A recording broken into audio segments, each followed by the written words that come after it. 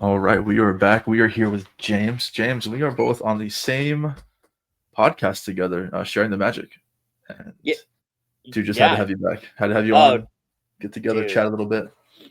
I'm excited to be here. I know I was trying to cut you off. I wasn't trying to cut off your Oh, you're intro, good. man. You're good. You're good. Oh, but you know me. We're on the same podcast, and you know how I am when it comes to stuff. I'm quick witted. I'm upfront. I love to have a good laugh. I love sharing just what I know about just life in general, Disney, the Marine Corps, because I'm prior service like you. I don't know if you've talked about your service on your channel, but I do A know little bit. but I do know that about you. You know, we share a lot of this, it's a lot of common interests, and I'm so excited to be here. So thank you. Yeah, man. And I think our backgrounds are, with Disney, I think totally different. Um, Yeah, Mine is, I grew up in Myrtle Beach, South Carolina, very poor. And Disney was always the like elusive dream as a kid. I got the old school VHS tapes in the mail when my mom planned our first trip, and we planned that trip for 2 years to save up. So I went one time as a kid, and I think that's where my excitement, during my first deployment, talking to my wife, who was my girlfriend at the time, and I'm like, "Hey, we gotta make a trip. I'm getting back in November. Where should we go?" And she's like, "Let's go to Disney." And then something just like clicked in my head. I'm like, I can afford to go to Disney World right now. So we went for 10 days. oh We my went for goodness, 10 days and we went for Christmas into oh New Year's. man, oh And it man, was the best trip. I mean, we were two kids. I mean, I think, oh God, I was 20. I think she was dang, 18 or dang, 21 and 18, something like that. And I prime of mean, your I life, was, oh, dude, when they had the Captain Morgan stands in yeah, Hollywood Studios for New Year's, I'm like, this this is awesome. And pri- went once or twice a year since, man, and that's been my kind of story, dude. It's awesome. that's awesome. I love it, and that's so. Don't get me wrong. My love for Disney and my passion for Disney is so. I'm a Northern California kid. Now everybody thinks the California dream. You went to Disney every year, every chance you got. No, I'm from the very tippy top of California, in a small town called McKinleyville, California. That's where I was born and raised. Born in Arcata, which is 10 minutes from the road. Eureka, California. People. The easiest way to put to you, I'm from called what's the Emerald Triangle, Humboldt County, Okay. California, the weed capital of California. If you smoke that hippie hay, as people will say, or so, and the fact is that's what we're known for. And my parents were middle class working people. My dad worked as a millwright, pretty much millwright and mechanic. My mom was a nurse and works with developmentally delayed adults now. But when I was a kid growing up, they were working. My dad was a mechanic. My mom was middle class. I did have a bit of a family name because my grandpa did work at the local newspaper, and I was a newspaper kid. But That's cool. the first time I ever got to go to Disney, I was 6 years old. I remember getting picked up by my grandparents in kindergarten on a Friday, and we left. We stopped in San Francisco. I remember getting yelled at by my grandpa in San Francisco for steaming up the bedroom, the conjoining rooms, setting off the smoke alarms. Whole, I remember falling asleep going down the road in the Grapevine. It was a true American road trip, and going to Disneyland and being one of the first million people to ride one ride. Can you take a First guess? million One of the people one of the to first million. One of the first million. one of the first million people. The year was 1990. I have no clue. What would first 89. Splash Mountain. first Splash Mountain? Yep. I can tell you First right now, million? Oh my I was one God, of the that's first sick. million people. And I remember, I want to say I safely believe I was because it was within the first like 4 or 5 months it I was mean, you probably open. had to have been, yeah, four or Yeah, 5 months. I mean, 4 or 5 yeah. months, maybe 6 months it was open at that time, and Disney wasn't pushing the numbers it is today. Um, but I remember, I can honestly tell you that there was the queue. So the queue, being a former cast member, and I know this by heart, the queue would open this way. And you have the gates. No, when I was there, it was a chain and a yellow line on the ground. And it was a funny story to Yeah, be that's able to work. full circle that as an adult and go back and be a cast member. But I went. So I went when I was 6, and the next time I went, I was 12. And from the time I was 12 until I graduated high school, we went every 2 years. We had to save. My parents, like us, working class, middle class. We were lower middle class. We weren't poor, but we were right there where we had everything we needed, but we didn't have extras. And it took my parents, 2 years. Tax time, they'd put a little bit away. Um, and that I remember my first real experience at Disney by myself. I was 12. Um, my my as the first bit of freedom I got to taste. We went the second time with my grandparents because at 6 years old, that trip was Knott's Berry Farm, is Disneyland, Knott's Berry Farm. San Francisco, got to do that sort of thing. That was cool. This time around, it was. I think we stopped in San Francisco. I don't know. Did we? I don't think we did stop in San Francisco. We may have, but we went down to L.A. We stopped at. We stayed at Disneyland. We stayed at the Candy Cane Inn, and we were there for 7 days.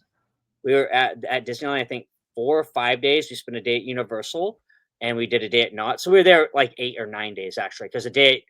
But I remember, and so the half day would end up being Knott's Berry Farm and Medieval Times. Then you'd spend the full day at Universal Studios. And my grandparents were big country music fans, and we'd always eat at the Country Music Cafe on the way out. So that was my 12-year-old trip, but that was the first time I ever got any real freedom at Disneyland, because my grandpa was one of these old school Disney people that would go. Oh, quick question for you: what time's the parade? Do you know? For But what time's the parades? What time's the 3:30, the 3 o'clock, and the 5:30 parade? 3:35 o'clock. Yeah, so that's a question that's asked every day at the park, by the way.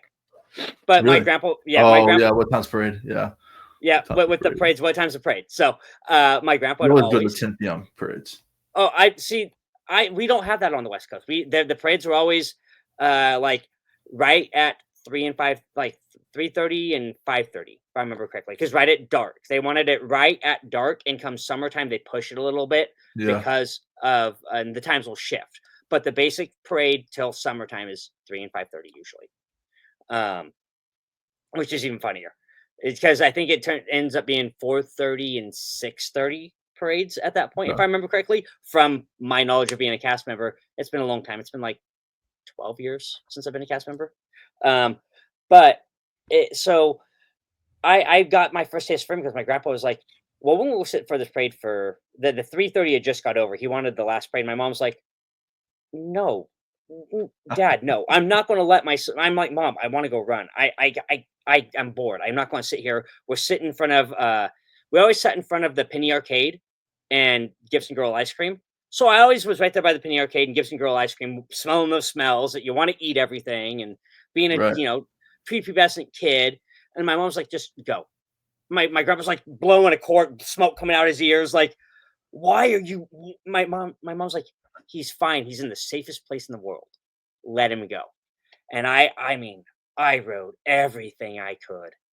I hit that left side of the park, and I did Adventureland. I think I rode Jungle Cruise. I think I was able to hit Indy and Pirates, Mansion, and at the time, Pooh wasn't there yet, so it was Country Bear. I think I was able to end up doubling back down and doing Big Thunder Man, because everybody was lining up for the parade. it's funny you say it's the safest place because I get signaled out every time I enter the park. Every single time I have to go to the side and go through the whole wand. They don't just let me go in. No way. They take one look at me and they're like, "This guy. We're gonna bring this guy over." Right. No, it's true. No, I've been singled out before too, because of I'm carrying a backpack. I have my arms full of stuff. I'm Right. usually bringing in a gimbal. I'm like, they're like, "All right, this guy's a dick. We're Yeah. singling him out because we can." This Thanks. guy. And then my wife and my kids were like 900 yards ahead of me, and I'm like, "Guys, My wife stays wait." and takes pictures of me going through. It's like Yeah, a meme at this point. I see, go over yeah. and she's like, Oh, that's hilarious. That's hilarious. So I got to experience the park really young age, and as I became a teenager, I just got more and more wild. Then at 18, I joined the Marine Corps right out of high school. I mean, I signed my first contract. I was 2 weeks from being 18. I was that is 17 and a not half. That is not Disney. No, that is not This is Disney. not quite the Disney experience. No, so I'll tell you this much. I missed the first bus to college, and got on that bus to the Marine Corps, and I ate crayons for 4 years. There you go, man. You know, and I loved my time in the Marine Corps. You know why? So it wasn't because I got deployed to Iraq twice. It wasn't because I had to be sent to North Carolina for school. It's because I got to go to Camp Pendleton. I was literally an hour from Disneyland. So I had baseball, beer, girls, and Disney. I mean, Disney. what more? I'm being honest here. That was the lifestyle for a 20-year-old Disney nerd. Go. Baseball. Baseball, girls, yeah. Beer, Disney.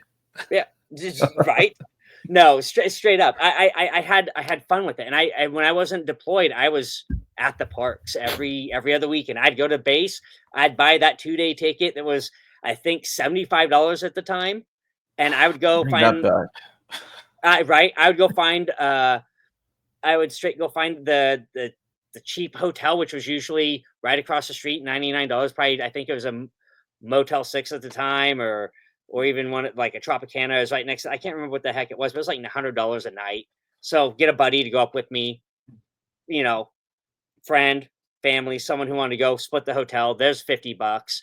Take $50 for the weekend to go into the parks, like, you know, and I'd go tool around, and $50, $100, you know, $200 weekend, and that wasn't a lot of that was a lot of money for a broke, you know, Lance Corporal in the Marine Corps. Yeah, you got 4 months of payments right there, man.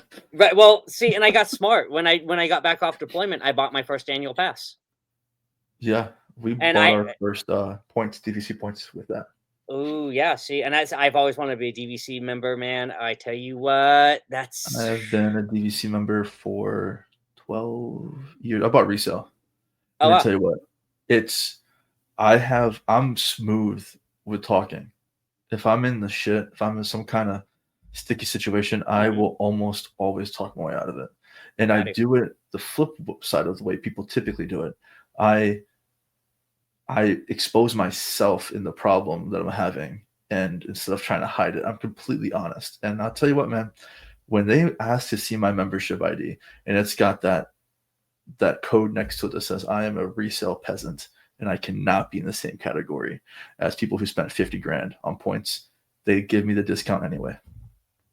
Dang. I've been turned away only a couple times in the years that I've been. I've gotten dining discounts, merchandise discounts, all of it. So you're not supposed to get any of those with resale, I take it? Nope. None of it. Wow. Zero. That's crazy. Should be shunned. That's so weird.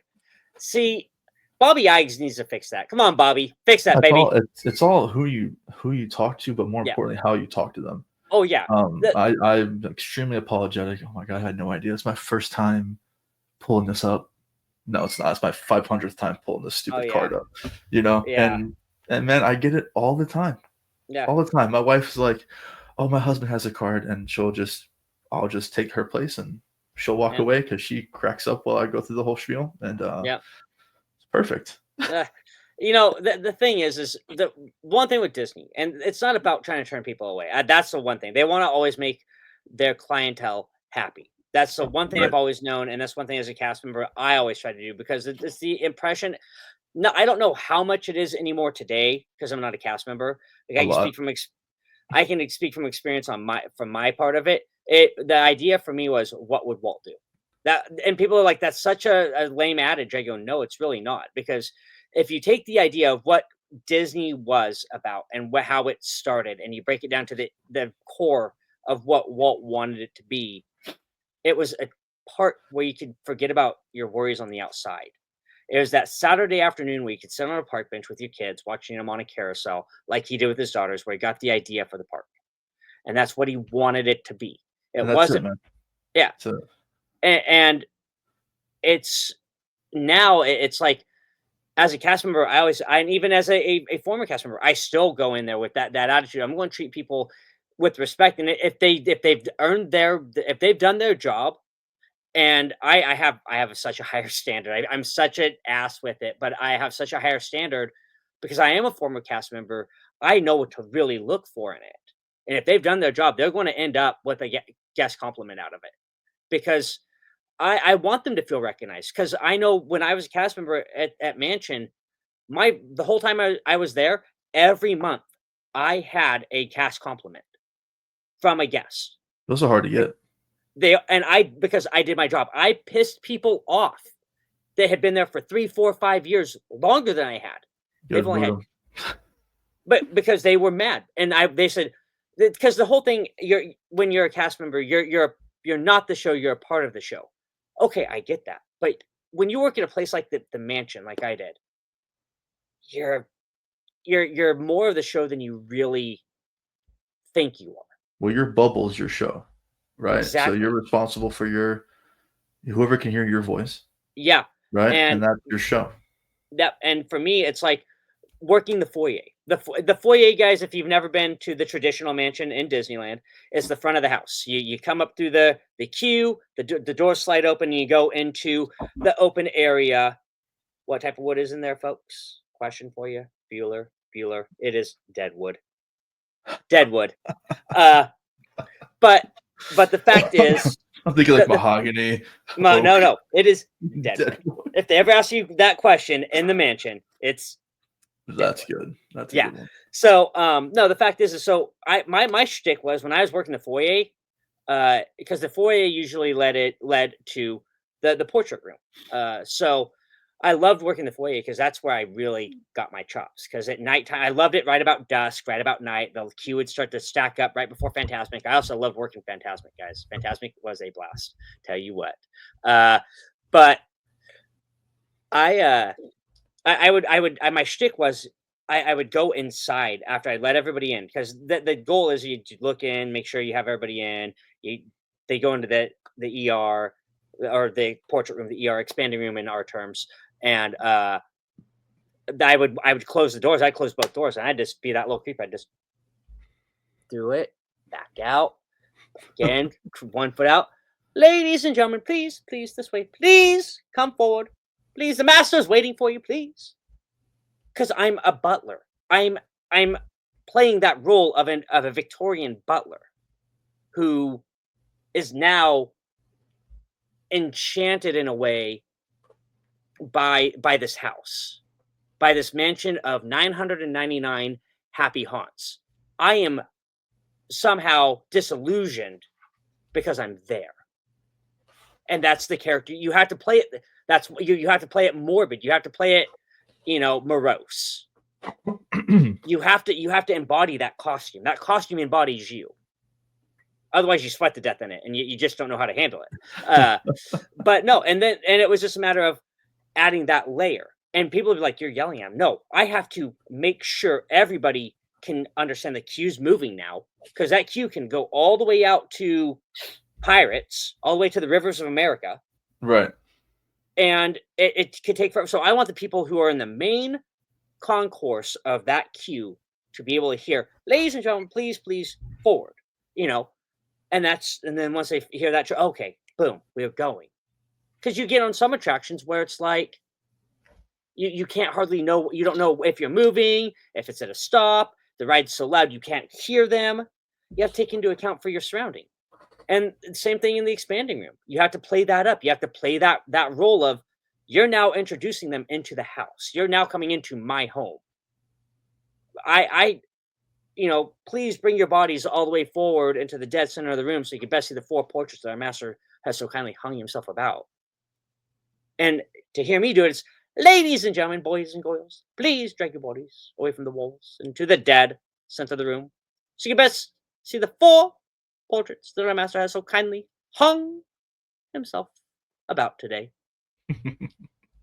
Boom, lights go out, ghost host comes on. I would disappear from my post, pick my victim, scare them as the lights came on with my boo.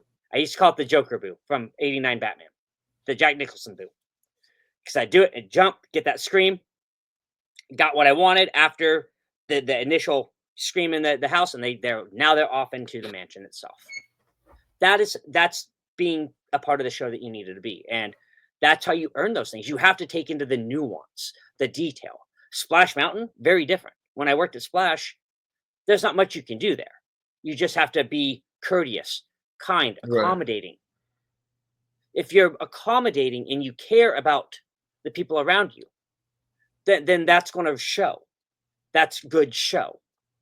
Wearing your, having your uniform look a certain way, as you know, in the military, uniform show matters. Right, and you don't know when it's somebody's first time there. That's how everybody should be treated. That's their first experience. I will tell you this. My love for Disney is this much. I remember specifically one night I was working parades because we had what was called GSO shifts, and that's common throughout the park. GSO shifts are group shifts. It's either you get put on Fantasmic, you get put on parades, and um, if you're put on parades or you put on Fantasmic, there's a chance you can go up to whatever part of the park you work in, and you might well pick up a 4 hour, 3 hour shift at your attraction, and go to costuming real quick and change your costume. But I loved it because parades, you really got to see a lot of different people. I mean, I talked earlier when we were talking, when I was telling my story about going to the parks and get my first set of freedom. I hated being at the parade because I was a kid. But being a cast member, I loved it. Oh my gosh. I tell you what, man. That was some of the I loved being a cast member in general, but that was some of the most fun I had. Because I remember one night, there's that have you ever been to Disneyland? Or have you been No, to all right, so at it's on bucket Disneyland, list. well, Long when way. you come out, let me know. I'll I'll figure let you out know. I'll figure it Yeah, out, and we'll figure. Well, yeah, you've got DVC points. You have to go to the new DVC tower that they were building when I was there, and uh, 22 with my 22 or 23 was it 2023 with my wife and my kids and my mom. The man, my best friend who works for the Disney store out in here in Oregon, I just stayed there. And he says it's the most phenomenal thing in the world. Um, check that out. yeah, so at Disneyland, there are a couple routes you can be put on. You can be put on Main Street, which I love Main Street because you got to see the heart of everybody. I ran into Pierce Brosnan on Main Street. That was one James Bond on Main Street. I thought he was on a mission, but no, he was on a mission to try and leave the park. Uh, but no, I was working on the night parade. It was right before fireworks. You had to do fireworks as well, and so they were waiting for fireworks or the parade to come through. It was when what Mickey Sensational Parade. That's the parade I worked was Mickey Sensational. So if you want to go back and look that up in the years, it's such a fun parade. It's one of my favorites. It was the first one that had I don't so edit this for a clip if you don't want, but they had the first animatronic talking Mickey mouth for Okay. yeah. Very is like a new technology that they tried for this parade. It was amazing because it looked like because you know how Mickey the character Mickey doesn't really talk in the park, but this one for the parade, his mouth moved. It was phenomenal. It was such a cool thing. So, um, but I remember that, and this little girl, she was having a really terrible night. Something happened, and she was sitting down in the dumps, and she's like looking bored. And the music was playing. It was like this upbeat, like music, getting excited. The parade's getting ready to come. Like, oh my gosh, this is amazing. This is perfect time to be alive. And I picked like this. I was dancing, and I had my red vest on, I had my black tie on. I was like, yeah, let's be bopping around. And there's a spot is by the castle in between. So this Sleeping Beauty's castle goes up Main Street. You go around the hub. The hub will either shoot you out to Frontierland, Adventureland, Tomorrowland, or into toward Fantasyland, or up toward the back end to Toontown, and around to Galaxy's Edge. So back then we didn't have Galaxy's Edge. It would just be a lead straight to Toontown and around back down into the backside of Fantasyland into Frontierland. So I was in the space between it was the side of the castle on the side of the Matterhorn. You can look on any map, you'll know where I'm talking. It's like it literally wraps around the Matterhorn, not Matterhorn, monorail track wraps around the Matterhorn that way, you know. So it's an iconic picture view, and it's the girl was sitting right there. She's just having a terrible night. And I grabbed her hand, Princess, you want to dance? And we bebopped around and we danced. And I gave her, and I ended up giving her family, we call them, what were they? It was a return pass, is what it was. I can't remember what they were called. Oh, that's cool. Yeah, and I gave her family a return pass for any attraction they wanted, just to make her night that much more magical. Because when you're at Disney, you want your life to feel special. So I take that into my life. My kids, when I took them, my little boys for the very first time, even my girls when they were little. The goal I wanted to do when I first got there was to see their eyes or see it through their eyes from behind them as they turned around that first time and looked at the whole park in wonder. as I went under the trestle into the park onto Main Street because I remember what that felt like. And from that point, from that 6-year-old time to now, me being a 40-year-old man, I have never lost that love. I've never lost my passion for it. The history of it, um, everything about meeting Bob. I've met legends like Bob Gurr. One of my best friends, one of my trainers at the Haunted Mansion 3 years ago, became a Disney. Oh gosh, a legacy cast member. Sorry, a blue name tag, legacy cast member at the parks. Had I stayed at the parks, I probably would have been there with him. His name is Duke Haw. He's a canoe cast member at Disneyland. Yes, Disneyland still has the canoes, and it's such a wonderful thing to say that I was trained by somebody who has the legacy that they feel that honors Walt's Same. legacy. And it's like for me that like that's empowering in a way as a Disney person because I told you while we are off the air I was going to air out some grievances about everyday Disney adults now. They don't have that passion. They don't have that passion to understand the history, to understand the love. They don't understand what rides came before certain things to make the park what it is now because Walt's vision was the park's always going to be changing. It doesn't matter if it's old or new, and some things will go. There, the Skyway to Tomorrow. I remember riding the Skyway to Tomorrow when I was 6 years old. Went back at 12 years old. It was, I think it was gone, and the People Mover was gone, and they had replaced it with the Rocket Rods, and the Rocket Rods destroyed the People Mover track in Disneyland, and we're all mad about it. We want People Mover back. Um, it's just stuff like that. It's like you have to like embody that. What do you remember Innoventions over and where the old America Scenes building was? Do you know what was in the Buzz Lightyear's, Astro Blasters? Do you know the lore of the history or the attraction that stood here or the piece of attraction that you're still walking through because they never took it out and it's a remnant? Um, like I learned something new last time I was there. Tom Sawyer's Island at Disneyland, anytime they have to repair a fence piece, they'll replace it with a newer fence piece, but they will never replace that fence. It's meant to be a makeshift fort. So there's pieces of that fence that have been there forever that have never been replaced because of how That's well it's pretty done. cool. Yeah, so there's pieces of like, but there's always pieces of that history there. There's always something more there. That like I remember the monorail going to the Disneyland Hotel the first time I ever went there. It doesn't go there anymore. It stops outside of Disneyland Hotel in downtown Disney, and you're like probably a 5-minute walk to the hotel at that point. It's not that far, but I mean, I remember when it would take you directly to. It's like that. That's what being a Disney adult is about: the love, the passion, knowing about stuff. Like you know about Florida better than I do, and I know that. But you can tell me stuff, and you're like, damn. But you like you're still learning in your journey. And I don't fault that, but you're really taking it in because you're also a part of another podcast that really shares the love of the magic of Disney, about the history of Disney, talking to animators, voice actors, artists who share that passion.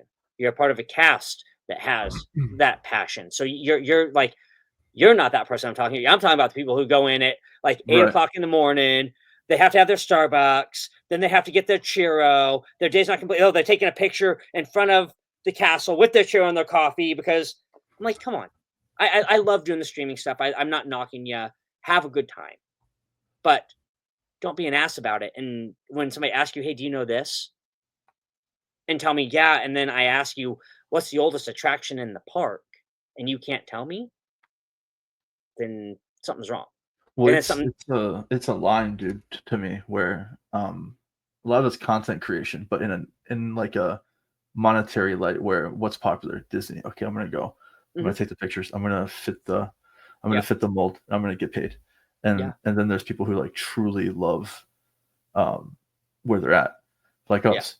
And that's the whole reason, man, that I'm even doing any of this is because I have a daughter and I can't explain it, but Disney World has managed to do something that no other place on earth can do.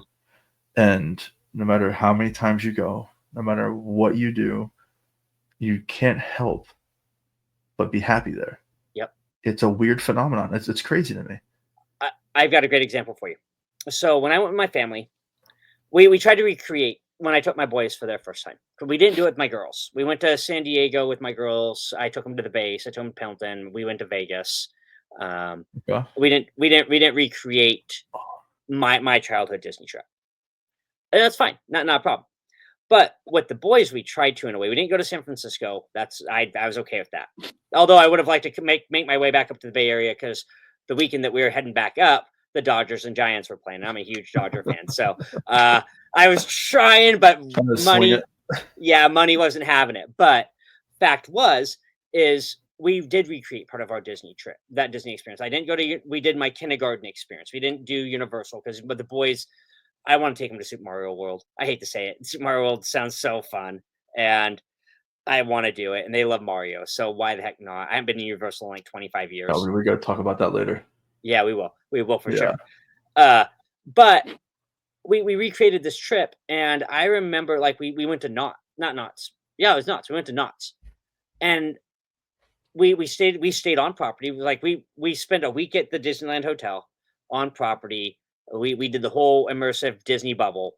We gave them the full thing. I didn't even get to that when I was 6 and 4 years old. So they had even a leg up on that, right? My Yeah, kids right. got to be cream of the cream for a minute. Then we went and stayed in a suite at the Knott's Hotel, and it was a rundown. Like it had been renovated since probably it looked like 1982, and it had 1970s like strip club like carpet like that in it, and it was just this weird hotel. The food and they gave you free food, free breakfast. Better. You go to the cafe, and the food's like it's served on the hot dishes like the sterno. Like I'm like, okay, I get that. It's like you're feeding a lot of people. Then you like get an option of a couple drinks. I'm like, dude, just give me a mimosa. Just and one now. Just give me now, please. Orange, give me orange juice, apple juice, and a mimosa. I'll have a lot of juice. I'll have heartburn later, but I need it. Sorry. And a cup of decaf. I'll take my decaf as well. So but we go into the park, and like there was nothing on their website saying that half the park was going to be um being under construction. We went in September when there's not a lot of refurbishment happening. Um and like we were walking through parts of the park, and they were working on stuff with not Disney. You don't see it, you don't hear it. Like you're in the No. park, you don't you'll see something's under construction because Scrim's up, but it's that go away green. You can't tell, and if you can tell, it's not like you can hear it overtly. They're doing it so far away from the public in some areas, or I know for the treehouse in Disneyland they had to do it more close. But when I was there, I could hardly hear them because the ambiance, the music. But when I was Yeah. walking by these roller coasters, they're getting sanded down, and this paint flying in the air. Yeah, and hearing that, you're just like, oh my gosh, please. And it's like you getting the paint smell in the air. It's like making you sick as you walk by, and then you walk into the park, and it's like legitimately, the first thing you really see is a big old Panda Express thing, and they're selling liquor, like beer, and they have a beer booth in the park in the corner, and like come around the corner, it's like a Panda Express. I'm like, okay, Disney, yes, they serve alcohol, but they do it in a way that is tolerable. They don't do construction that way, and then they don't have like, yes, is Disney sponsored by Starbucks in many ways? They have Starbucks coffees in Disney, but guess what? It's not if they're in the parks, they're not overtly advertised. You have No. it's a coffee house, and you go inside, it's the coffee house with Starbucks coffee. I mean, it's like it's so you forget the outside world. You're there for that experience, that magic, that love, the overall. Like I said earlier, Walt created Disneyland, and the experience of the park itself, for you to go in and forget about your troubles for the day, forget about your worries, forget about the bills you have to pay. Though you probably have more to pay after Disney once you get home. 100%. That's why I save my trips. I don't ever put anything on a card because I know Have to I'll pay run. cash. I will run wild like Hulk Hogan on it. I will be running wild on people. Swiping, man. I will not know because Disney has that power, and that's the phenomenon, like you spoke of Disney. It's crazy. It's so crazy to me that I've like racked my brain around like the psychology of it, the just trying to understand better like perfectly said about the construction, man, because sure you'll notice it for literally a second, and then your brain just totally turns off the mode that you just saw a wall and there's Yeah. something going behind it. You No, could care less. 100%. I remember my first trip back, it was when they reopened. I went the March after Disneyland reopened, pandemic-wise. You didn't have to wear a mask. There was no mask mandate, like, nothing, and the park was so dead, and I went, and they were redoing Pirates. They were refurbishing it for the 50th of Pirates, I believe, or one of and 55th of Pirates. It is an anniversary year for it, and yeah, did it take up part of New Orleans Square? Yes, it was a pain in the ass to walk around, but I never really noticed it if I wasn't up around it.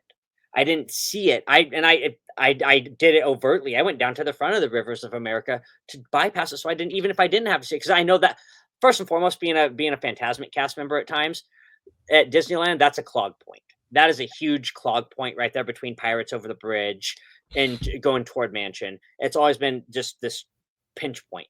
Even when the old Tarzan's treehouse was there, it was a major pinch point. It's not so much anymore, but fact of the matter is it is it was trouble. So having to even go down even around by the construction, I tried to veer away from it. Although I did climb up and try and look over one time. What's going on? I want to see. Uh, uh, because they had to rip out the whole queue to replant trees that had been there since the dawn of them planting, like putting it in there to put shade, and Wow. they had rotted, and they had to tear up the whole queue and put in new trees because in the thick of summer in Los Angeles and Anaheim, without shade in that park, you're dying. And being a cast member in that time, you're dying even more. But No man, way, man. I couldn't do it. Couldn't do I'm it. wearing I love the splash outfit because it like all but my tattoos on my calf, so I couldn't wear the shorts aspect of it without long white socks. I'm like, I'm not gonna. I no, I'll just wear the denim pants and roll up my sleeves. I'll be fine. Uh, and I dealt with it. Um, but it's like it got hot, and you started sweating, especially at Mansion. I mean, that's I think 75% polyester. Some of that, like the vest and the pants. It's boy, it Yeah. got hot, and That would make me number 1,000 for sure, bro. oh, dude, I'll be it laid I out love in there. I loved it being on the inside rotation when I'd come back off break and hop back into the house and be like in the queue or inside the house for a good hour before I had to step back out. I'm like, oh, I'll take that all day long. I loved it. Um, I have fun haunting stories about Mansion. I have paranormal stories, which are great. I love it. Yes, there's paranormal activity in the mansion. Um, Splash Mountain, though, I can't say enough about that. Right, that was one of my favorite attractions. It, like I said at the top of the show, uh, I was very fortunate, and I'm excited for Tiana's. Don't get me wrong. I love this. I love Princess and the Frog. I understand it, but I don't understand why they had to do it because here's the thing: people's eyes for Splash Mountain never changed. It was a public agenda, which sucked, and I'm sorry for that. But there's nothing wrong with that ride, all but the idea that those animatronics in Disneyland, I do not know about Florida, were the old America Sings animatronics from that attraction that they brought over, and they were having problems keeping up. They're like first, second generation animatronic. I don't And know, but the one in Florida was pretty nice. yeah, Those things look great. ours was struggling with upkeep because the animatronics were first, second gen animatronic parts in building. Um, and it was the upkeep was becoming more and more, and the cost to redo it was adding up overall. And to redo the whole attraction, it served better to re-theme it at that point and bring in new IP. And I understand it as much as I hated it.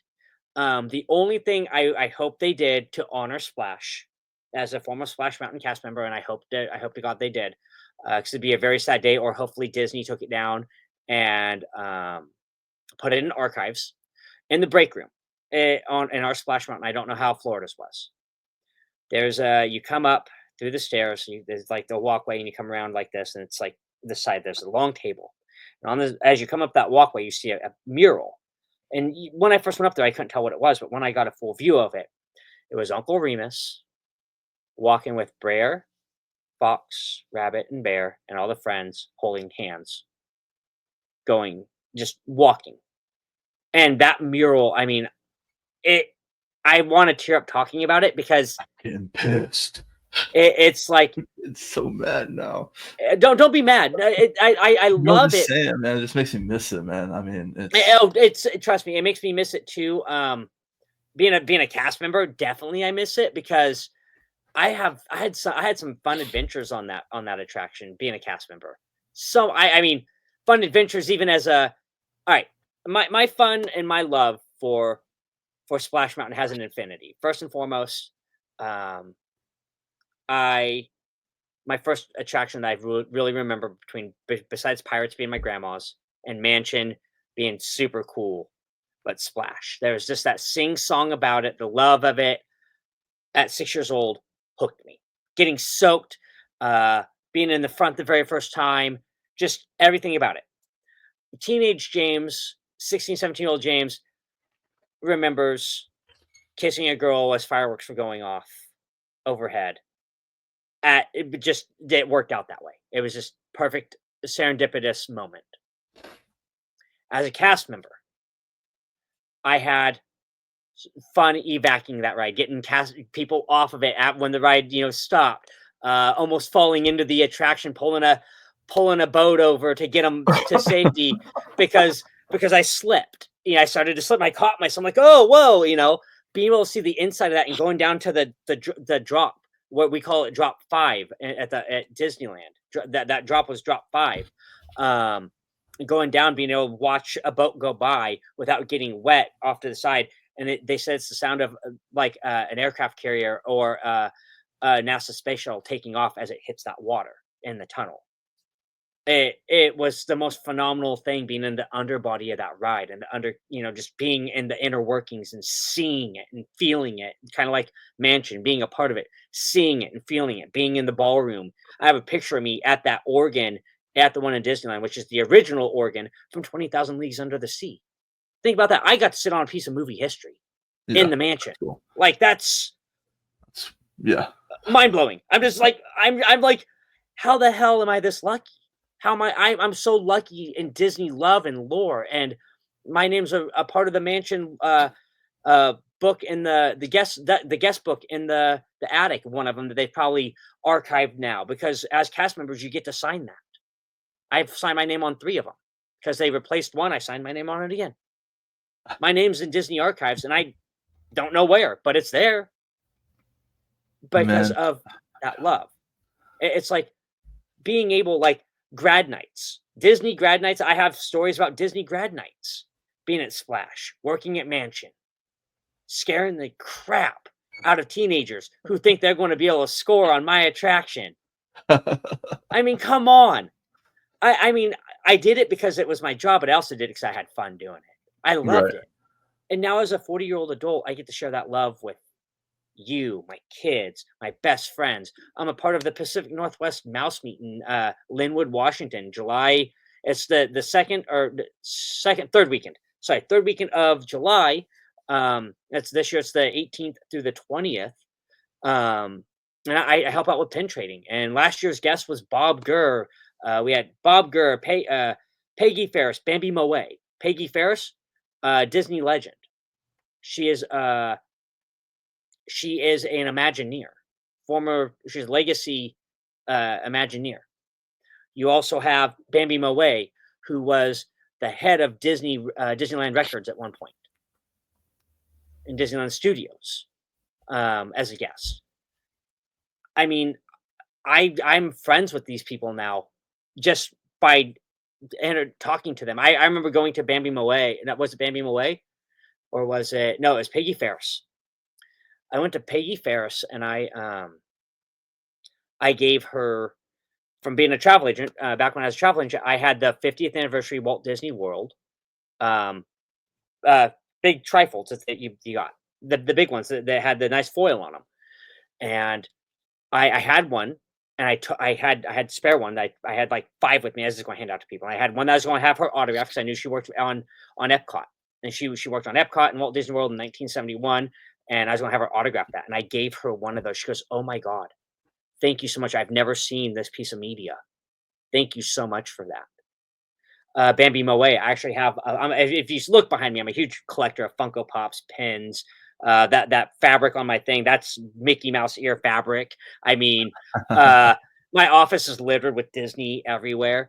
I have a bookcase off to this side of me right here that you My can't pins are see. over there. I'm not a I just got into pins within the last few years, and I love that. I can probably do a whole video on that. That'd be Oh, fun. pens. Oh, pens are fun. I can tell But you what's real, fake, not fake.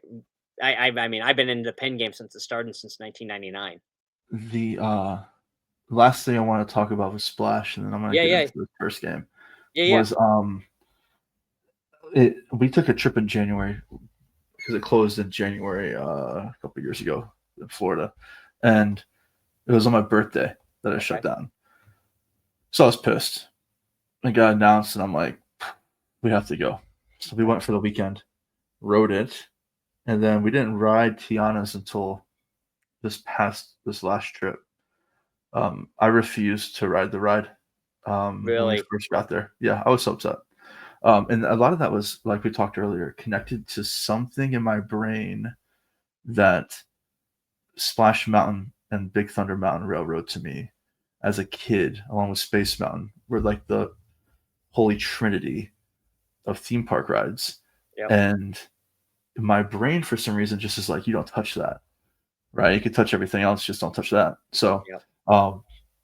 and then to add salt to the wound, I recorded Tiana's, okay, for the YouTube channel. And what video do you think gets 17,000 views? That one. That one. Yep. That one. Yep. And I'm just like, as the views go up, and at the time when I released that, I was somewhere around like 400 or a couple hundred subscribers. And that video, along with a couple others that did a couple thousand, but Tiana's just blew up. And I get alerts every second. I'm like, oh my god, I Oh was just man. so mad. Oh, But I've now come to terms with the closing of Splash, and my daughter now gets Tiana's, and now Splash Mountain. The older I get, becomes more of a novelty. yeah. Where talking with people, I got to grow up with Splash Mountain, Yeah. right? And when I'm 60, 70 years old, hopefully, taking my grandkids, that's another story I get to tell about It's what the used to be nostalgia. here. Right. Nostalgia. So let me cap it off with some Splash. I got 2 really endearing stories about my Splash because Sure. Splash. So first one is that became my oldest son, who is now he'll be 10 this year. He went for his golden birthday when he was 7. We rode that ride 16 times one night. There As was you there should. was there was no line, and I was in jeans because it got cold. I tell you what, we rode it and we got off that. And he goes, "Let's go ride Pooh real fast," because Pooh's right across. So we rode Pooh twice because we got and I did this. Now we're do it again. And I did the finger. They took us back around, and he's like, "Let's go ride Splash again." And I walked. I was sopping, just waddling through the park, but I did not care because I was there with my son. So I got to ride it with my kids at least once, and I was so appreciative of that, and I love it. So I got to ride our Splash one last time. Now I was streaming. I was on Streamlabs, live streaming.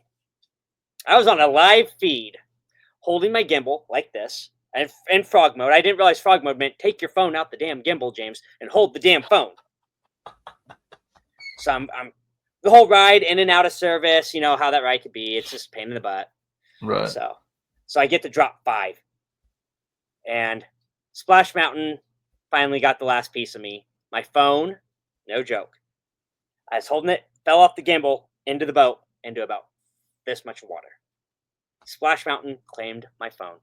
And you know what? Rest in peace. I could not be, I could be mad. I was mad about it because it kept cycling my phone on and off. It wouldn't fix it. It was just screwed. I couldn't even hardly make calls. I had to call my wife and my best friend's phone who I was with. Like, we drove down, so I wasn't flying. So I was lucky to be able to stop at a Verizon to get a new phone. But I wasn't mad about it. And then my best friend who I was with, he went down with his wife and he got us water from the ride. So I will always have a piece of that attraction in my it's in a dark sealed place in a mason jar. I have it locked away, taken care of because I I will always that'll always have a special place in my heart. Um, as a cast member, as a fan of it, as someone who like that's how my journey in Disney began. And my journey at Disney, it will not end there, but my journey with Tiana's will begin when I go again. But my I got to finish it out, as Frank Sinatra said, my way. Yeah, I wanted my if I wanted my phone to go out anyway, it would have either been got lost in Mansion or destroyed by Splash, and it got destroyed. It got eaten by destroyed Splash. by splash water, man. Yep, and You you know can't beat what? that, honestly. No, and I that's like, come on, that's a bucket list story, and I'm so excited about it. I Yeah, mean, that's and actually really cool. I got to go out my way with the ride, and I feel very vindicated by it. But and I also have a piece. So we had a thing back in the '90s at our park, and one of my best friends. She's actually former cast member. She's one of my best friends still, and her daughter's like my goddaughter. I love her to death. Her name is Katie Irwin. She's a writer. She works for a third party at Disney in California, as she paints perfume bottles now. And That's cool. I met her through the parks, and she remembers, and she knows how much of a Splash Mountain fan I was and a pin collector I was. They had this thing for the 44th anniversary called Ride the Mountains of Disneyland, and we have our mountains. We have Splash, Big Thunder, Matterhorn, and Space, and now we have Grizzly Peak over at California Adventure, which we claim very nice as another mountain, but. And she sent me that passport with the pin and the button from it, so I always have that piece of nostalgia as well from Splash. Cool. So it's like I feel really I'm happy with where they took it because they couldn't have chosen a better story. I don't think. Now I've watched that movie plenty enough, and I know it fits well within the where Disneyland is with New Orleans Square. You've got Mansion, you've got Pirates, you've got Mansion, you have now Tiana's, and going into Bayou Country next to Pooh. And I haven't seen what they've done with Leota's like little thing. I've heard it's terrible, like Jimmy said on our podcast last week. But the fact is I'm nostalgia about it, like you said. I'm more nostalgic because like when I'm 60, 70 years old, I get to take my grandkids and my kids again when they're a little bit older. And if you close your eyes, it's the same track. Oh yeah. It's the So same you can track. just close your eyes and like that's what I did. And for a moment, I got a little bit of that old Splash Mountain, but I'm more accepting now. But here's the thing: you don't have this. You're looking for trouble, eh? We got trouble up ahead for you. We've got your laughing place. That's the thing, man. There's no story. Yeah, and then it's Right. like you get to the top of the hill, and it's like, turn me loose, turn me loose. It's like That's what's missing, man. Like when I wrote Tiana's, it's very bland. You need more Ray in there. Ray would make that ride. Ray is my favorite character from that movie, because Jim Cummings is one of the greatest voice actors of all time. But you need more Ray because Ray drove the story. The plot point was like, yeah, your plot point was Naveen and Tiana. Great, awesome. But this is now after the fact, and yeah, Ray has now gone up to this big star in the sky. But come on now. Ray, you have to have that soundtrack of Ray. You have to have Ray in there as more than what he probably is. I haven't seen the attraction, but I know it's one of those things that you need to have more of a driving force because you had the three main characters in Splash Mountain, and you had a good story. Yeah, and it always made that doom, kind of doomy when you're riding up the drop, man, and there's like that impending doom, and you drop down, and everything's a party. I mean, like the story is just perfect. Like, the ha ha ha ha ha ha laughing place. Ha ha ha. Yeah, it's just like you get down there, and it's like you come around that corner, it's like zippity doo dah. And like I remember as a kid riding the train, I loved peering down and seeing into the ride. That was one of my favorite things. So I mean, the nostalgia about it. We can move on from Splash. I mean, I've got if you want to Splash, I could talk Splash for 3 hours easy because I know so much about the Disneyland attraction itself that I was a part of it. I lived it, and I loved it. I loved it like I would love a pet or a child, as weird as that sounds, but it's a piece of me forever, no matter what. You No, know, 100%. That makes sense to uh, me, man. yeah. And same with Mansion. I'm protective of Mansion, and I'm actually happy with the changes they just did to Mansion. And people are mad about it. I'm so happy. All right. Well, I'm gonna get into this game. All right, let's do this game. I'm gonna pause this recording just for a second. When you're married, you go when you're summoned. Oh, I know that one. You do My wife not isn't. wait. She's not home from work yet. My kids, like I said, they're waiting on dinner, but they'll be good. It's Friday night, and it's a Friday. Like if it was a school night, I'd be like, yeah, guys, we're going to be hustling dinner here real quick. But it's Friday night, and it's expected in our house. We have a good time. You know, I have that Marine mentality. As a dad, I get a little high strung sometimes. I eat too many crayons. Yeah. Well, Yeah. it's the red ones that get you, man. Hey, they're the tastiest. I've heard people love the yellow ones, but the red ones, there's something about them. Now, you know, family's the most important thing, and that's one thing I love about 100%. being a podcaster, and doing videos is like you can include your family in it if they want to be, and if they Yeah. don't, you can take them off. I love that's the thing about Disney, the family experience and the trivia. I mean, doing the games trivia. I mean, I have so much fun with it because it really tests. It just brings you together more. All right. Well, listen, man. We're gonna get into this. All right. I've done this style game once before, and you've probably heard of this before, man. It's just keep five, cut five. It's pretty straightforward. All right. Okay. And we're doing movies. Okay. Ooh. Okay. Okay. And I went, since this was our first kind of video together, I went pretty generic across the board, Okay. nothing too crazy, even though we can make this list as Oh, painful as possible. And we can oh make man, it like I impossible. oh gosh, I've seen some of these. Like I like the cut five, you know, keep five, cut five. The keep three, uh, keep three, cut three. That's even harder because I can't do three, but five I can manage. Five's manageable. Three gets tough. Yeah. So we're gonna start off pretty easy, and I'm gonna set this up. And we're going to. That's why I love StreamYard, by the way. StreamYard, if you want to sponsor anybody, just let me know. Hey guys, I tell you what, if you're looking for good sponsors, if you're looking to sponsor a show, I mean, come to this one. I mean, this is great. I mean, I've had fun. If I had I'm money to glad throw you're at it, having a I good would. time. I'm No, I glad you're love having a it. good time. Why? Why would? Oh, All right. you So son of a bitch! So I made this, but and I'll be completely honest with you. I made this a couple days ago, and I have completely turned off my brain. So I haven't even done my own. What would I even keep or pick? I actually went through and picked a lot of my favorite movies and threw them on Ugh. here with no idea of what I would Oh my with what I would do. gosh! Which I'm kind So of regretting it the more I'm looking at it. yeah, I want to. I want to hang you from a lamppost right now, Oh because well, good luck because finding a heavy enough rope. right, Um, dude. Because this is insanity. I'll tell you why. Your taste. This is why you and I are friends. Your taste in movies is pretty close to mine. Frozen isn't one of my favorite favorites, but it's up there. My all-time favorite you did put up there, and my second all-time favorite. My now three. Yeah, my top three. let me Four. throw out a condition here. Yeah, this is why I chose Frozen. Okay, because I All don't right. like Frozen. All right. I don't like Frozen too much.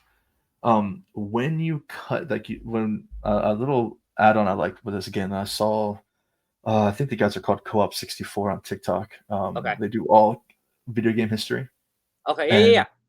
Yeah. and Yeah. is once you cut a movie, you cut anything to do with the movie. We're talking rides, sequels, anything. It's gone. It's Ooh. completely gone from existence. So I put Frozen on here because of my daughter, and she's only almost 2, Mhm. so she's not quite into that kind of stuff yet. But I Mhm. just know, being a girl dad, that That's Frozen good. It's is coming. in my pipeline for sure, When very I soon. reconnected with my wife, because I met my wife in the Marine Corps. We met at our job school, and we reconnected after years apart and not talking.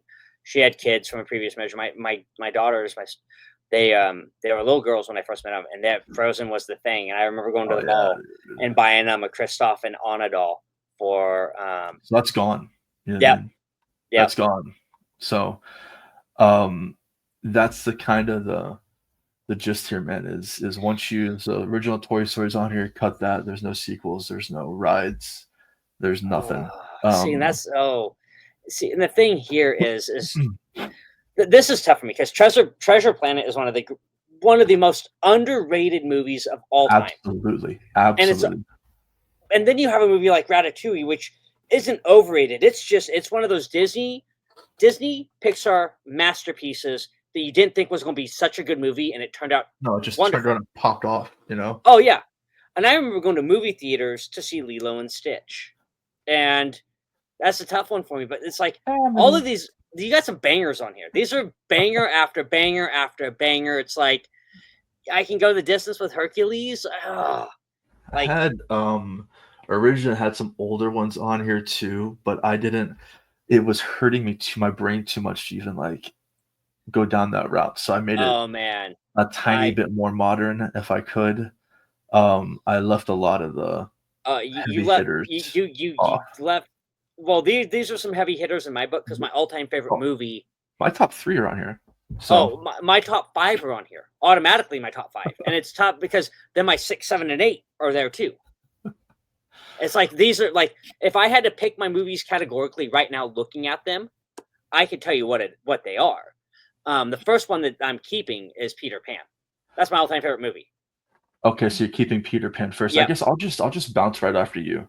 Yeah. That way, that way we can both get ours in the same kind of frame. Now, my keep right away, man, is I go with if I were to watch one of these right now, like I have to. My number one is like tied, so I have to go Lion King.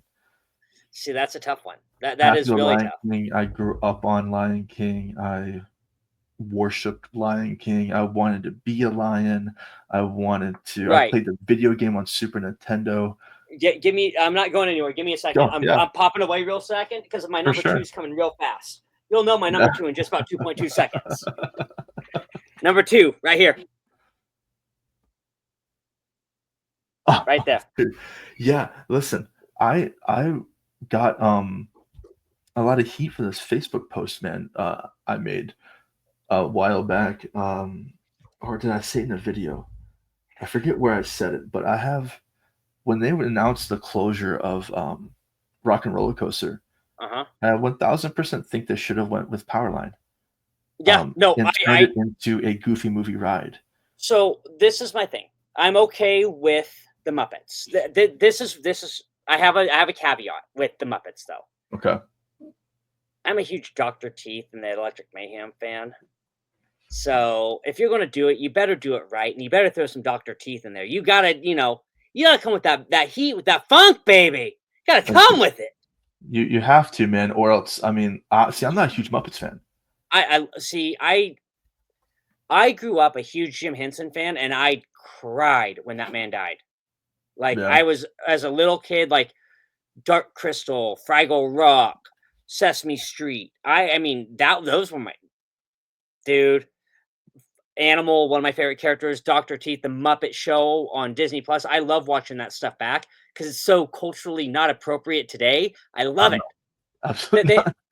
they had the oh what is her name? I can't remember her name off the top of my head. She played the original Peter Pan on Broadway, and they did the play with her on the VHS, and she was on there, and they were in a bar. She was dancing with the Muppets. They had so it was crazy. It was the wildest thing I'd seen in a long time. So my first one I'm going to cut though here. Actually, you need to get your number two out there. Get your two out there. I am trying to make sure I can make this any bigger. I don't think so.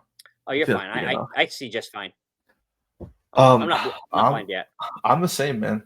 I'm the same. I think that a Goofy movie does not get the recognition it deserves, which is beyond insane to me. The message of that movie It's is so pure. impeccable, It's especially so once you pure. become a father.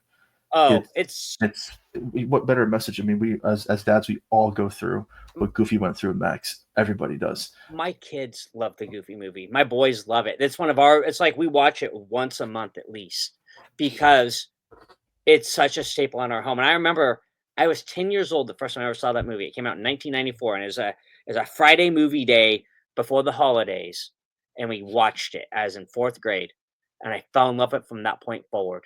And the fact that Goofy and Max's relationship is so different than Pete and Pete's, you know, um, it's just so It also it gives you that balance too, man, of like yeah, he's a rich guy. He's the guy with all the money and everything that you could possibly ever want, and but his son is completely distant yeah, from him at all. you exactly, and Goofy may struggle, and yeah, he may get mad, and he may yell at Max, he may be frustrated, but he's trying to make it. He's trying to make it work, and he's trying to be loving and trying to provide, though he struggles.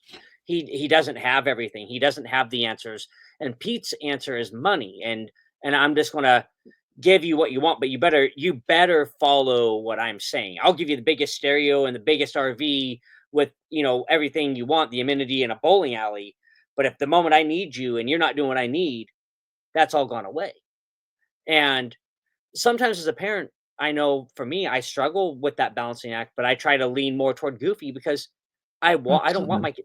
I don't want my kids to have Absolutely. not have that, and that's the heart of that, and the fact that the lie that Max told didn't deter. Yeah, it broke his trust and it hurt him, but it didn't stop him from understanding that this trip was not just about him either. And Right. that is something that I learned when I went with my family as for the first time, my whole family, all of us, besides my older daughter, to Disneyland with my mom and my kids, because it wasn't about me as a Disney cast member anymore. It wasn't me about it was about being a father and a parent and experiencing it this way as an entity. And it was such a really compelling, heartfelt story that it really stands the test of time, and that's why I have to keep it. It's like that's a Yeah. must keep. Dude, we change from not sympathizing, but being on Max's team completely as kids. Mhm. Like, who wants to go camping? Lame. Who wants to go Yeah. fishing? Lame. Let's go to the concert. Let's go where the hot girl's going. This looks awesome. Let's do it. And then now, as fathers, we're looking at this movie going, don't break Goofy's heart. Come on. Yeah. Right? Go Right. camping No. with him. Right. And no other movies also that I know of, correct me if I'm wrong. I have no idea. I don't know this for sure. But any other single father movies out there that No, depict, Goofy is the only single father, which that is that awesome. I but yeah, it's really crazy because if you think about it, like Mickey doesn't have kids, Minnie doesn't have kids, um, and the fact is hold on, my son is coming here Yeah, real no fast. worries, man. No, yeah, uh, yes, you may go ahead, son. Wrote me a note to ask for gum. Awesome. Oh, They understand that when I'm recording that they can't talk. So they come into the office, they're like, "Hey," and they'll bring me a note. They'll show me. Okay. And if it's okay, I'll go, nah. Because I also want to keep that's my kids, cool. I protect my kids' identity as well as a parent. And that's the thing, protecting your children. And that's what Goofy was trying to do. Don't break his heart. And it's like he's a single dad trying to do his best. And that's the thing with me. I'm not a single dad. My wife and I are very cohesive with our kids, but it's like that heart, that the whole story as a parent, you're like, don't break his heart, don't do it. But it's also it's like the second Goofy movie though, the extremely Goofy movie didn't live up, but this one stands the test of time. But Yeah, in the second one, the one thing that was still there was Goofy still was trying to do best by Max, though it was the wrong timing, the wrong story. And I could see if Max was older, trying to have kids and trying to be a parent, and Goofy be like, "Don't go that way, son." Where's Jeff when we need him?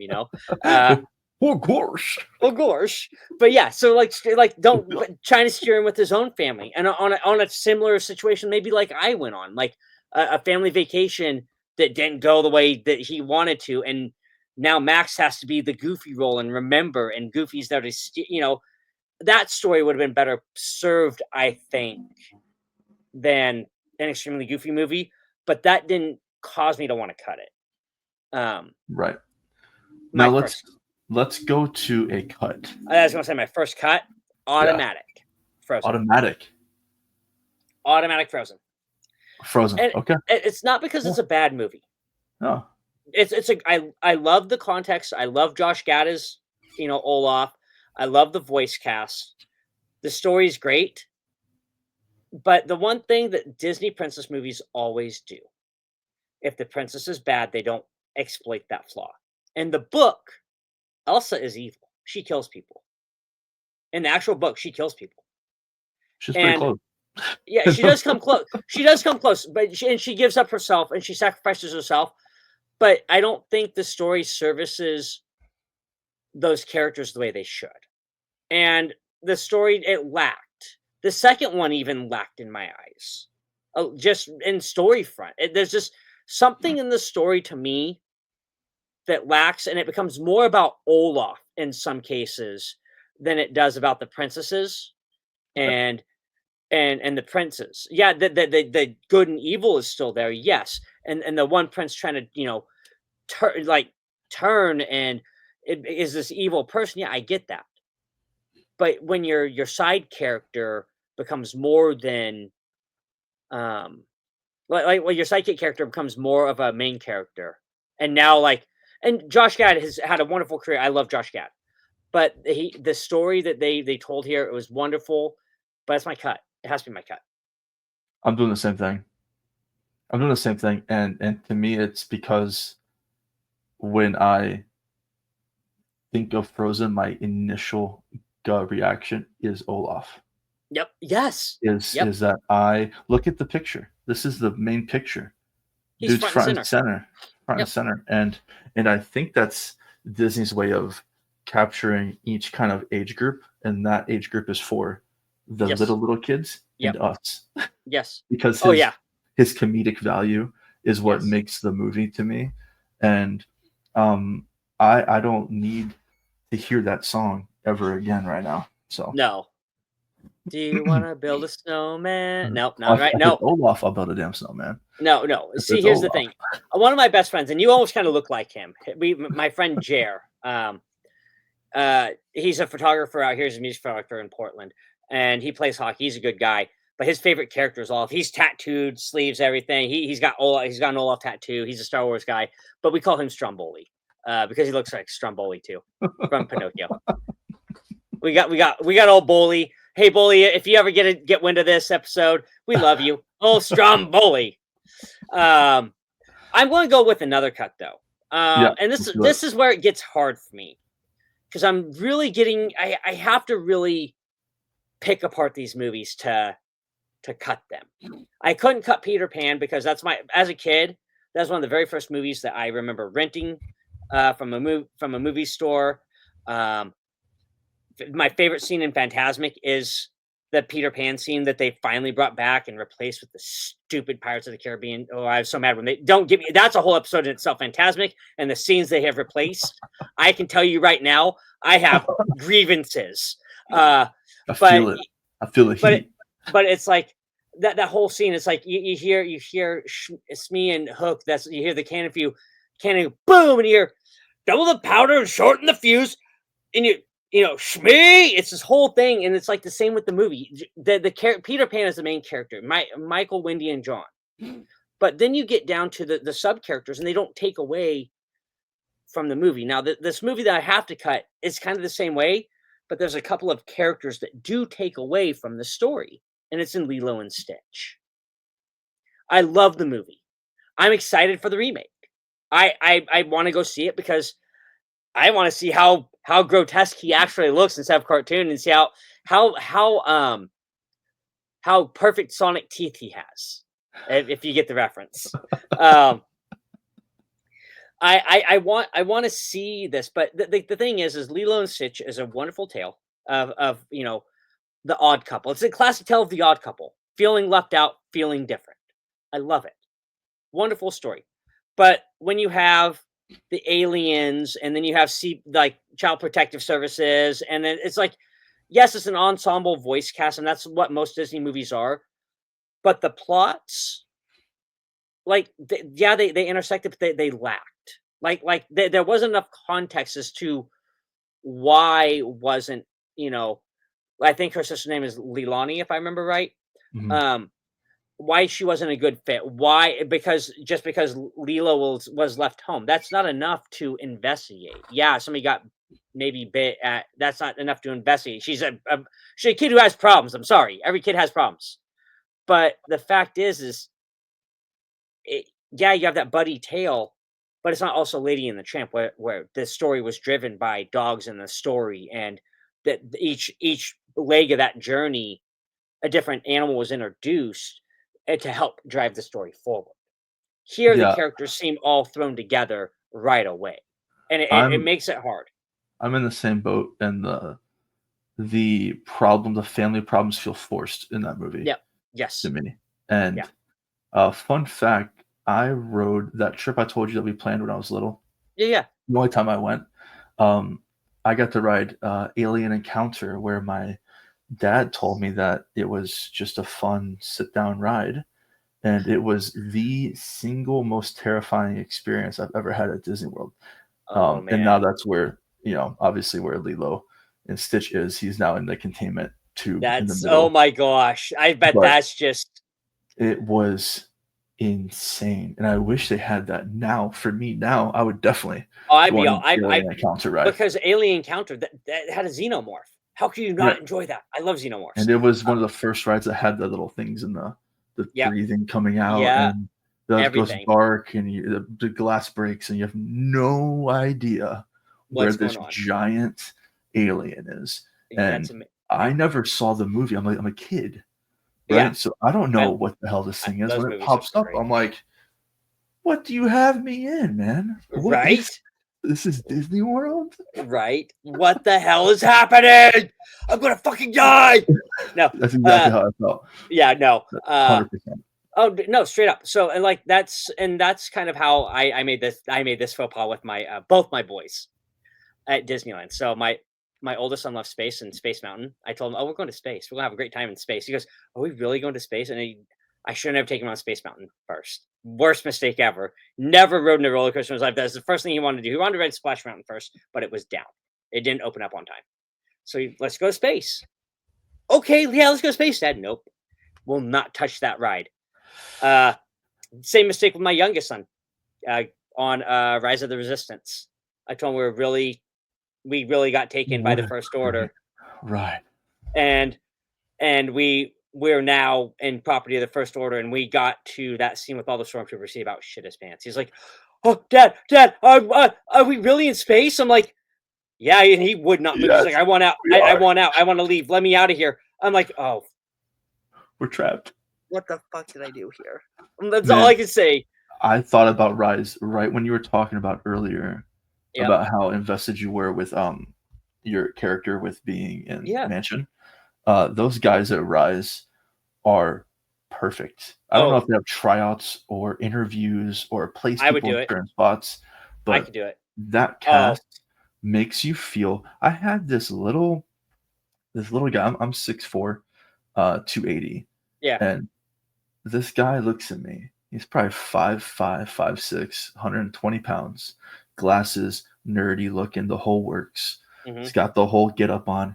He looks at me and he's like, looking up at me, he's like, "Move down." And I'm Yep. like, "Okay." Yeah. See, Just move.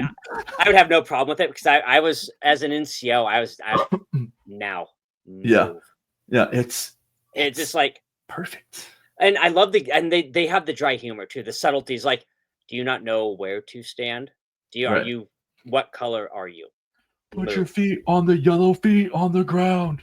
Yeah, and so I started playing games with them. I got one that's looked at me. I'm like, what? Stand there now. Don't move. And so I turned to push a button. Take your hand off that button now. I'm like, whatever, because I know I'm trying. I want them to break because I know because of my character at Mansion. It's Right. about I didn't want to break that character, so to get them to break because they're so serious, it's like a heel wrestler. To get them to break their character, it's like it's ultimately the thing you want to do. So they're the heel, man. But my kids were so scared on that. They're like, but they loved it. They loved the ride. They wanted to once they realized they weren't in space and we got out and we were able. But Space Mountain never again. Jungle Cruise, they'll do it all day long. But Space Mountain, keep me off. They'll go on again one day. Yep. So One of these this days. is This is now where it gets hard. We've picked through Right. 4.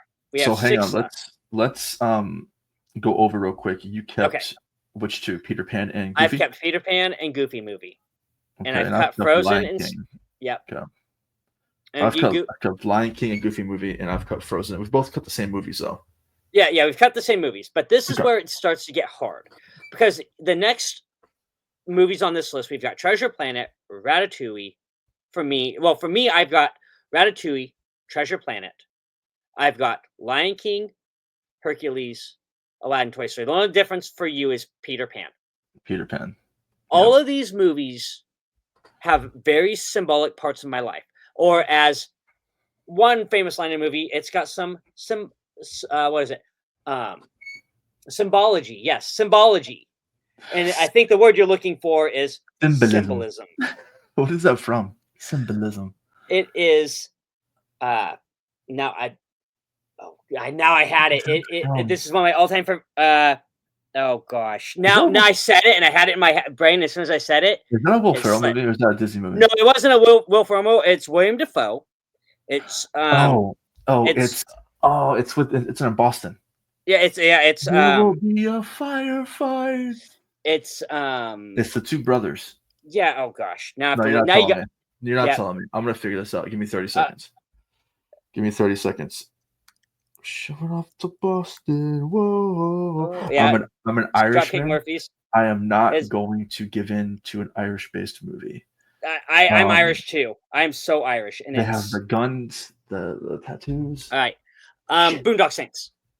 Damn it. Boondock Saints. Boondock Saints. And the thing is, it's like that line. I remember that scene specifically because the guy's like, "You owe me a bagel and a coffee, and get me a bagel with cream cheese." I remember because that line, it makes me laugh so hard because it's like, oh, it's such a good movie. Joke, funny man. You're the funny man. Tell me. You're the funny man. Tell me a joke. We will not get into that joke on the air because I will not know. I will touch it off the air. A Disney show. Yeah. Nope. But if you haven't seen Boondock Saints, go see that. It's a classic movie. It's so great, and it's makes you realize how durable actual toilet seats are. Yes, it does. They're very durable. Durable, very durable. Crazy durable. Right. And handcuffs. Yeah. And the human strength of just one person. Anyways. I digress. We're not dealing with Russians, and we're not, talking about bananas getting through a screen door. Make like a banana and split. We're not doing that. We're keeping it kid friendly. And my next keep. This is where I'm going Aladdin. I have Aladdin for sure because all right, this is my number 3. It's my all-time number 3, and this is the next ones are going to get really hard because I grew up on these movies. And Aladdin, I remember Aladdin coming out and just the love of that movie, the song, everything about it was perfect. Robin Williams as the genie, perfect. And then you had Bill Farmer in the second one come and play the genie, and then Robin Williams come back in the third one. I mean, the voice of the genie was phenomenal. And they still have Robin Williams' mic to this day that he played with as the genie for Aladdin. And it's a wonderfully done movie. Yes, does it tell the tale of Aladdin and the Prince of Thieves and the Thousand Nights and whatever that is from the books? It tells it in multiple different ways, and just the overall story of Aladdin, the fun that they took with it, and the liberty. I talked about like how Elsa kills people in the book. Yes, the books are derivatives of the writings of the cartoon movies that we see, but this movie didn't do anything injusticely wrong to Aladdin, I don't think. I think it told the story in a very romanticized way that was relatable to kids, and still to this day it holds up because of the songs, the characters, the genie. Like I said, about sidekick characters that drive the story. Apu drives the story to begin with Aladdin and his banter back and forth. Then you get the genie, and then you have Apu, and they don't feel like they're forced characters. They feel like they match well together. And you have the carpet. You have you have her tiger Raja, and then you have Aladdin and Jasmine, and then you have all the villainous characters. It all matches perfectly. The story that they tell from start to finish is a wonderfully done classic Disney movie that harkens to original Disney movies of that nature that had that carefree, real spirit to it. And I love it just for the story and the characters that they show and the voice cast. How can you not love a Robin Williams movie to begin with? I mean, movies rank where I rank Aladdin is not important. Where I rank Genie, as far as characters go, is top 3. Oh, dude, I mean, but anything Robin Williams touched back in the day, man, is I gold. mean, just is golden. He just turned Gold. shit to gold. Yeah. I mean, it was incredible. My next keep is different from yours, and Okay. I am going with a movie that is tied with Lion King as my favorite. Depends on what day you ask Ooh. me. But this movie is, like I said, I grew up really with not a lot. So Okay. getting any Disney movies was really we didn't have a lot of them. Right. But I had Toy Story. Oh, And I would yes. watch Toy Story daily. I Yep. mean, absolutely did. I had all I asked for Christmas was Woody. I tried to collect the whole set. I used to Gang. stare at my toys all freaking day. My mom would walk in the room. I'd be sitting on the floor, toys lined up, just waiting. Waiting for Just him to wake looking at up. them. Just looking at them like, Yep. come on. And I mean, that movie, I mean, I could still today Mhm. watch that and enjoy it. And there's no way I could even consider cutting Toy Story. So I'm going to go ahead and take it so I'm not put in a weird position. Yeah. That I talk myself into cutting Toy Story later on. That is where I am at too with my my 4th, because my 5th one is going to get really hard. Mhm. Okay, so Because we've cut 3, right? Cut 2? I've cut, yeah, we've kept, yeah. So at this point I've had You gotta cut something now. yeah, so we've cut 3, cut 2. Oh man. You know, you're left with Toy Story, Hercules, Lion King, Treasure Planet, Ratatouille. This is where it hurts me. I'm cutting Treasure Planet. And it hurts me to cut it. It's one of the Guys, greatest. that's the show. Thank you so much for tuning in. Yeah, right. We'll have somebody different on the show. No. So this is why, because you have to understand that I grew up in the heart of the Disney Renaissance, in the heart of it. And Treasure Planet came out toward the very end of it. True. And I was a teenager at that point. And once I sat down and watched it as an adult, man, I'm so sad that I did not take the appreciation as a kid to enjoy that movie as many kids did and fell in love with it like they did. No, I'm not saying it's not a great movie. It is one of my favorite movies. And like I said, this is where the list got hard for me, because just that story overall that they took and they weaved. My God. My God. It's so hard, man, because Treasure Planet is such a great movie, but it does not feel like a Disney movie. Exactly. Does that make sense? Like, it's exactly, and that's why it's like it's so like underrated. The story to me is better than almost anything on this list.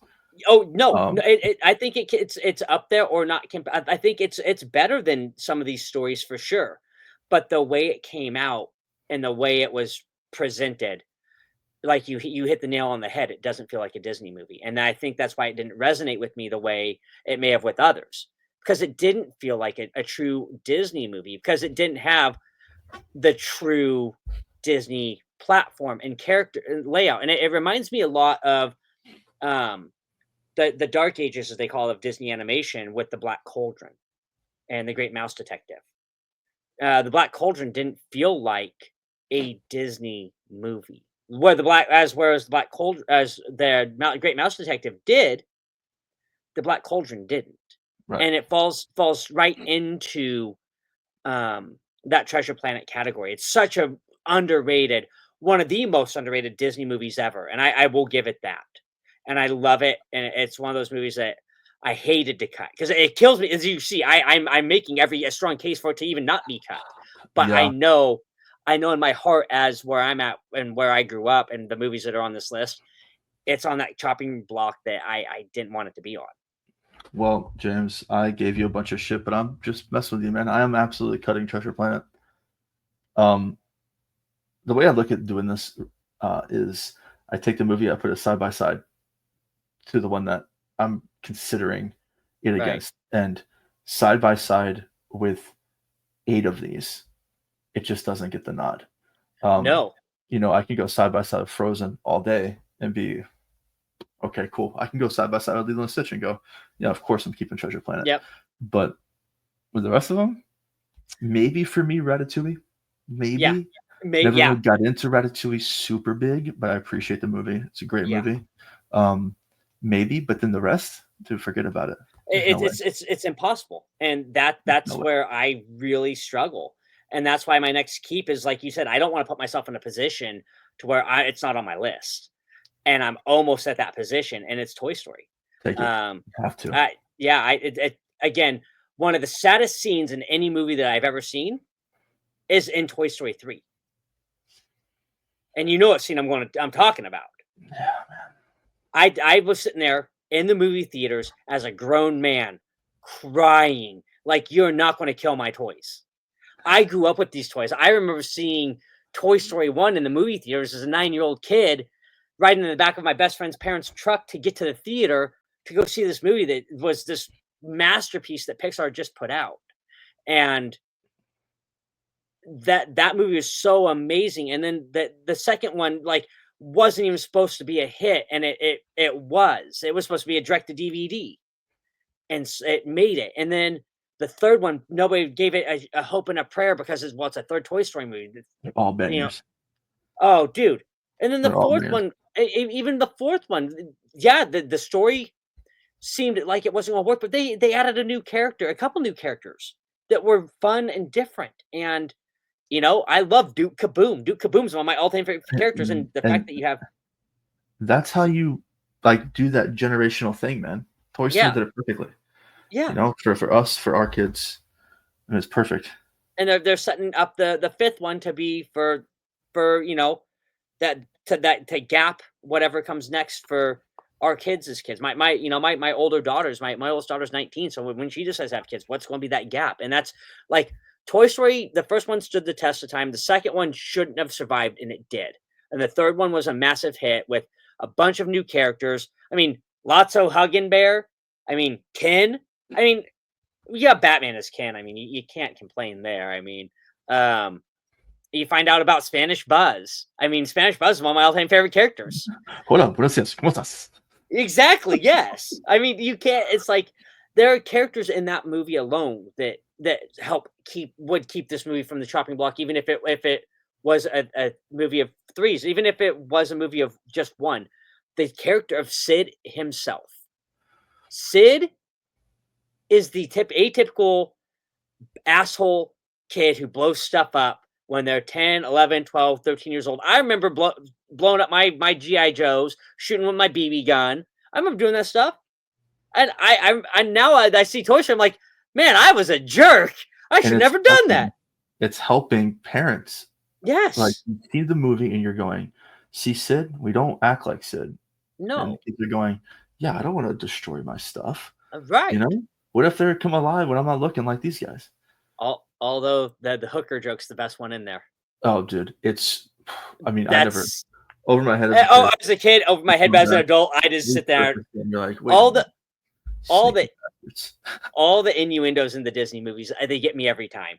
I love it. As an adult now, I'm just like, oh man. Here's a thought, man, that I would love to do a video on. Just a little sidebar, real quick. Okay, that's fine. How all this is connected. Because I've gone down rabbit holes with how Frozen and Tarzan are they're connected. Are connected, and how like across the board there's like some crazy connections drawn. I will tell you this right now: every Pixar movie is connected in some way, shape, or form. Right. I will tell you in Lightyear, the connection to Lightyear to the Pixar realm is not just to the Toy Story franchise, but to Monsters, Inc. Oh, dude, you want to hear some crazy shit? right. Hold on. I gotta tell you something. So the trip I took, and this is for anybody, if anybody is listening to this, this is totally false. False. This is a dream of a kid. Okay, but let me have it. Let me believe it. I was into doodling when I was a kid. I took a Okay. pad with me everywhere. Had to have crayons, pens, pencil, whatever. And I was never good. I sucked at art, but I just thought it was cool. My cousin used to do it. Whatever. Anyway, on our trip, the one trip I took as a kid, I lost my freaking pad. Okay, and then what did I draw all the time? Monsters. Okay, when this movie, and I took this trip in 97, 98, Okay. somewhere around there. Okay. So we're still pre Monsters Inc. Okay. Yeah. Right about the Mhm. time Monsters Inc. came out 2 years later. And when this movie came out, okay, there was a monster, and it wasn't any of the main ones, right? That's easy to Mhm. go, hey, with all the eyeballs. Oh, Okay. the album. Yeah. When I saw that, I looked at my mom dead in the face and I said, I drew that. That's my That's my drawing. That's my monster. And she's like, okay, whatever. And still to this day, man, I swear I think somebody found my book. Uh-huh. And I'm not saying it inspired Monsters Inc., but I think that in some way Mhm. that somebody flipped my book and was like, oh, these cool ideas of little monsters. And now that's totally false and probably never happened. It probably got dumped by a cast member just cleaning up trash. Yeah. But when I saw that monster, I was like, wait a minute. I also drew a monster like that once upon a time. Right. I It's was, easy to get down that rabbit hole. Conspiracy yeah, theories about Disney and things that happen. I was so convinced. Oh man, trust me. There's odd happenings at Disney parks. Don't that I remember. that are unexplained sometimes, and they're not bad things. They're not unexplained bad things, but they're definitely things that make you turn your head and go, wonder we how that have happened. we have Um, 4 movies left. And now this is gonna get well for me. I have one more easy pick. I have one more easy cut. So I'm just gonna jump to a cut since we're at 3-3. I'm at four. I'm at four. I'm at 4-3. You're about ready to go Oh, three and you three. kept one. You kept one already? A fourth Yeah, one? I Okay, I cool. kept Toy Story. Let me go ahead and do Oh a yeah. keep then. Let me go and do a keep. I'm going to keep.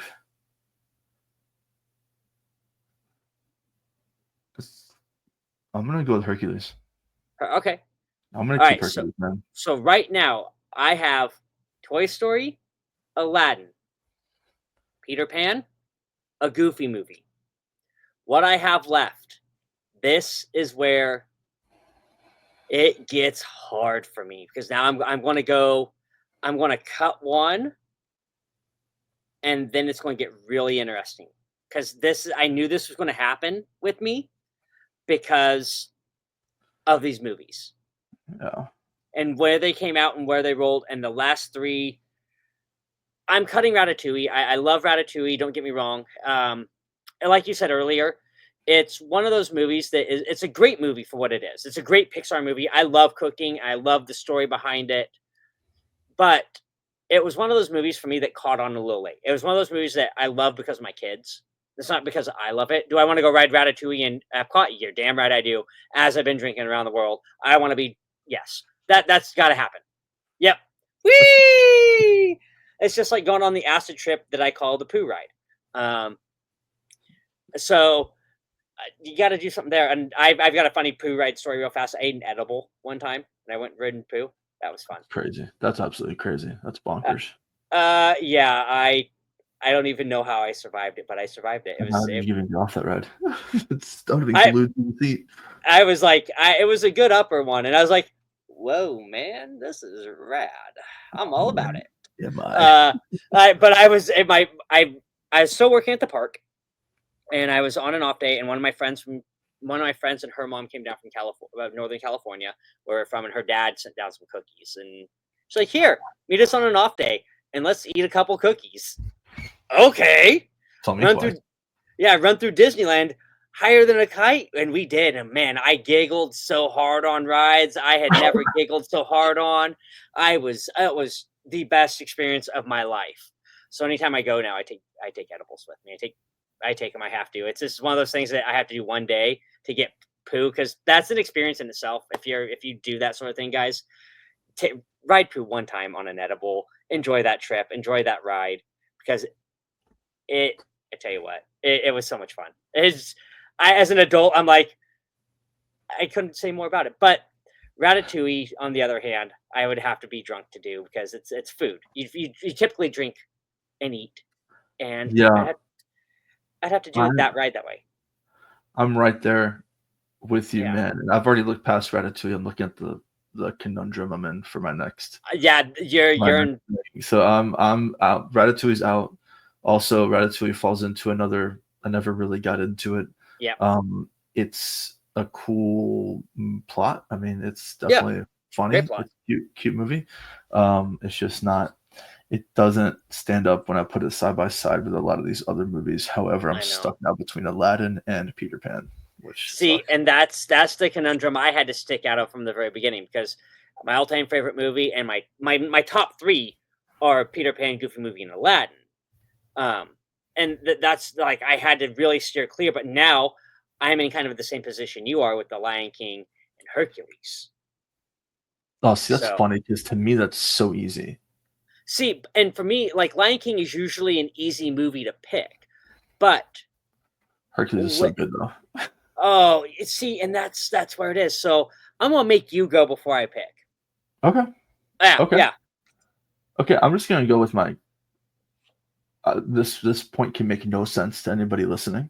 Okay. But it's just for me, and I will never cut such a crazy, impactful role that Robin Williams played. So I'm keeping Aladdin. I'm cutting Peter Pan.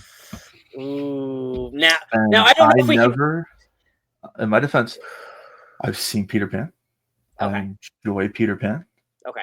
I don't think I've ever seen it more than 3 times. Okay, that makes sense. So I never really got into it. Now I have a buddy, one of my good friends. He has a whole Peter Pan chest tattoo. Oh, with dang! The whole deal, man, and it's badass. He grew up on that. Like, that was his thing, right? Yep. And to me, it just wasn't in my childhood, man. This wasn't in the cards for me. I don't have a Peter Pan tattoo yet. I want to get the second star to the right, so the 2 stars. I want to get it somewhere, because that's very symbolic, and people who know Disney would get that and understand it. The chest piece, I have a chest piece that's hurt. I could not do a full chest of whatever he has, but I have the latest. I have the, like, what is it, the 70th anniversary run of Peter Pan Funko Pop. 70, is that one of the anniversaries? I got their. Yeah, I got one of your feelings just now. What? A big time hurt your feelings just now. Yeah. Oh man, I'm a huge Peter Pan fan, dude. It's like, I don't know if we can be friends here. No, I get it though. And if you know the story, like, I love the Chip and Dale movie. I loved the new Chip and Dale movie, because it made Peter Pan a villain, and they really encapsulated that story, because they did tell the tale a little bit of what happened to Bobby Driscoll, without saying what happened to Bobby Driscoll, the voice actor of Peter Pan. And if you know this story, guys, I'm going to tell it real fast because it's quick. Bobby Driscoll got to an age where his voice started to change. Disney couldn't use him the way they used to. He was in Song of the South, actually, if I remember correctly. He was in, I believe, 20,000 Leagues. Oh, no, Treasure Island. He was in Treasure Island. And then he was also the voice of Peter Pan. He did a couple other things. And as he got older, Disney didn't renew their contract. And then he ended up not getting taken care of like other actors in the future would. And he ended up dying alone. And so it's a very sad story, very dark story of what happened to Bobby Driscoll. And it's sad. So there's that aspect that people would cut this movie because the story of how Disney treated Bobby Driscoll. But for me, I just couldn't. And this is a movie I just can't cut either, which is The Lion King. It's really hard for me to say Hercules is my cut because, again, my favorite Disney villain besides Jafar is Hades. Hades is one of the greatest characters of all time. Pain and Panic. Yeah. Two of the greatest sidekicks. I don't know why, but Hades reminds me of Scar. It's just the same style of dry humor, just sarcastic. Yes. Like with his little minions that he can't keep freaking from being stupid. Yep, You and that's know, kind of like how I feel about Jafar is my other favorite villain because he has Iago, and hmm Iago is he does always talking, out and there. he don't shut up. And same with Pain and Panic, they don't shut up. The hyenas, it's just like my favorite hyena though is Ed, and Ed's just like, just dumb, you know. I You need an love, origin story on Ed getting kicked in the face by like a buffalo yeah, on right, Tuesday. That's why he's like that. right, and it's just like, but I love it because it also shows Ed doesn't care. Ed doesn't FAFO with anybody because when it comes down to it, hyenas are a pack animal, and if you're a weak one in the herd, you're going to be the one taken out. And there's actually a nice Nat Geo tie into that on Disney Plus right now. They have actually a thing about queens, about how hyenas run in packs, and it's I learned a lot, and it really made me think about Ed when I was watching. I'm like, wow, they really do. The weak don't survive in a hyena pack, and also another the symbology of this movie, the backdrop of how they are presented. The hyenas are presented as like SS shock troops, and that backdrop of that the song and the theater of like that whole idea of like they're the Nazi army coming for the pride. And I was like, wow, that is such a powerful scene. If people don't like, kids didn't understand it. I knew adults did in the time, but as an adult now, I'm like, holy shit, there's more power to that than people realize. Right. And the story that they're telling, and the story of like overall the pride and just that overall story. And you have characters like Timon and Pumbaa, and to hear how just that whole story and how you have Jonathan Taylor Thomas, one of the greatest child actors of my generation, I'll say, and you have him, and then you have Devin. I think his name's Devin Williams, who sings. He was the kid. I can't remember his name's Devin or Devon. He was the second Bash brother in Mighty Ducks 2. Love Mighty Ducks. Yes, so do I. But he was the one who came over. He was Dean Portman. But he was the singing voice of Simba, and then you had Matthew Broderick as adult Simba. Cool. So it's like there's the succession of voices, which is even great. It was great voice, voice character actors, great actors of the time, and then you have like just Jeremy Irons as Scar. I mean, Scar is plotting. Hey, look, I loved the new movie that came out. I have not seen the new Oh movie. my god! Was it good? Was it worth into it? thinking like, okay. I mean, I'm trying to get out of the thinking like this, man, but it's just normal for me. I just can't help it. Like, Right. I have Lion King as a kid. My brain tells me I'm gonna hate everything that comes out. Right. Me too. This. It's just the way life works. I'm a grumpy old man now. I'm gonna Right. hate it. I didn't care for when they remade it. You know. And Yeah, I didn't watch it. Yeah, I didn't care for that. But Mufasa, the movie, it was insanely good. oh I'm a my huge goodness. fan.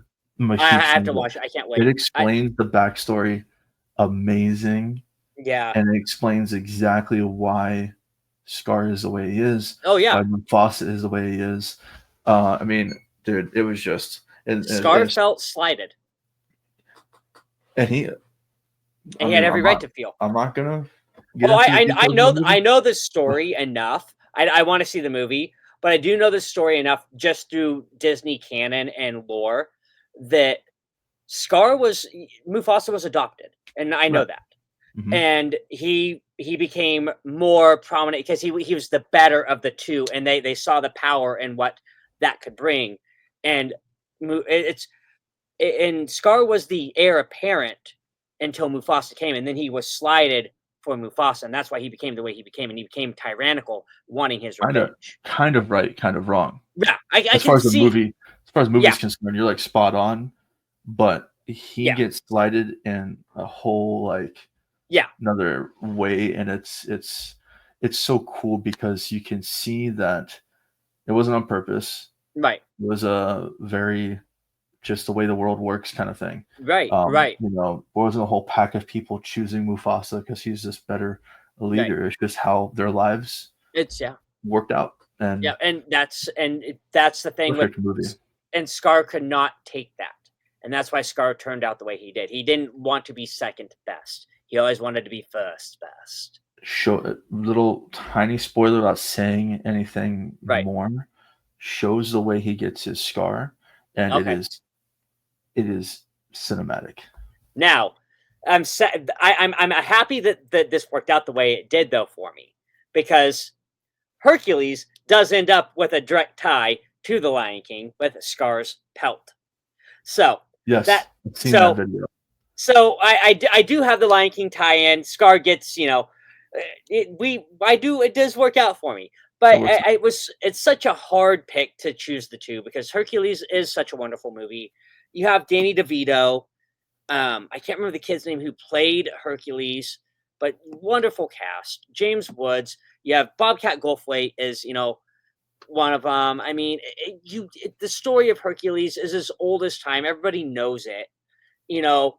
So this was Disney's telling of it, and it was very endearing. And it was a hard movie to cut for me. It would have been like the Aladdin Peter Pan conundrum for you, but you Right. had a different view on Peter Pan than I would have Hercules, because Hercules did come out a little bit after my time. I think I was a freshman, or eighth or ninth grade when that movie came out, and it just wasn't in my wheelhouse at that point. I was too busy chasing girls and being a theater kid and not caring about Disney movies for that short period of time, though I love Disney. I would fall back on my old Disney movies. I'd go see new ones that would come out, but it wasn't Right, one of with those the things that section of whatever came out when we were teens that we just Yep. kinda Yeah, skipped over. exactly. Yep, exactly. And there's that dark you have that Disney dark period in your life at some point that you kinda gloss over. Right. And then you rediscover stuff, and, that's how Hercules was for me, and I love the movie. Like I said, Treasure Planet, Hercules, 2 of the toughest movies I had to cut, but this whole list was stacked with bangers. It Yeah, really was. this is the best Hercules too, in my opinion. Oh, it is. It The truly is. ones with, like, what was it? The Rock played in one, Yeah. all the, like, movies that have come out with Hercules is insane, and Oh, none of yeah. them did, quite as good of a job as a cartoon, which is kind of crazy, It you is know? hella crazy. It is hella crazy to me. And that's the thing that blows my mind about it is, like, that cartoon also spawned a TV series. And nobody thought it'd last, and it was a good TV series. It was a good I liked the TV series. I mean, I shouldn't say I was in high school yet. I was probably, I wanna say, as 7th, 8th grade, because I remember going just on a whim and getting a Happy Meal, and I have my mom says some of my old Happy Meal toys, and I think I have a Pegasus Happy Meal toy in there somewhere in there. I was middle school age-ish when it came out, Huh? so I was getting to that point. It's an amazing list. It is. That's a great list, and It's an amazing list. we both compiled some good lists. I mean, run down my list again for y'all. I went Peter Pan, Goofy Movie, Toy Story, Aladdin, Toy Story, Lion King as my keepers. My cuts: Frozen, Lilo and Stitch, Treasure Planet, Ratatouille, and Hercules. Pretty Yeah, solid list. pretty solid list, and, ours are pretty similar. I kept Lion King, Goofy Movie, Toy Story, Yeah. Hercules, and Aladdin. Cut Frozen, Lilo, Treasure, Ratatouille, and OG Peter Pan. And I feel worse, I think, about Peter Pan than anything else. So, which Right. is good. I mean, I thought I'd feel bad about the rest of them, but Right. not when they're compared to the kept list, really. Well, and it's funny, you kept the whole top row, and Yeah, we did was swap one. We we just swapped swapped one. Hercules and Peter Pan. Damn, yeah, the bottom row got no love except for Peter Pan. Damn, I Yeah, feel kind of bad. no, don't feel bad. No, but that bottom row, I mean, it's hard when you got banged because, like, I had to, like, it was hard not to keep Treasure Planet. But if I had kept Treasure Planet, I'd have to cut Lion King or Hercules, and then that got really So rough. Or hurt. Yeah. oh yeah, so it's like I'm looking at movies like, oh boy, and I don't want to put myself in that predicament to not keep that and not keep another one of the movies that I truly love. And it's like Treasure Planet, like I said, it hit harder as an adult than it did when it came out. And I truly appreciate it now more as an adult than I think I probably would have as a kid anyways. But it doesn't have that tie. And it was such a good movie. And like I said, all these movies, nothing against any of the artists, the voice actors, or the movie itself, because they're all great movies. I love them all. But there's something about some of that Renaissance era Disney and then early Disney to me that I will always love. And that's just our age demographic, man. Yeah. You know what I mean? Like we are, I think, the best age group for Disney, really. Well, I mean, it even also shows just that 4-year age gap between you and I, because I'm 40 and you're 36.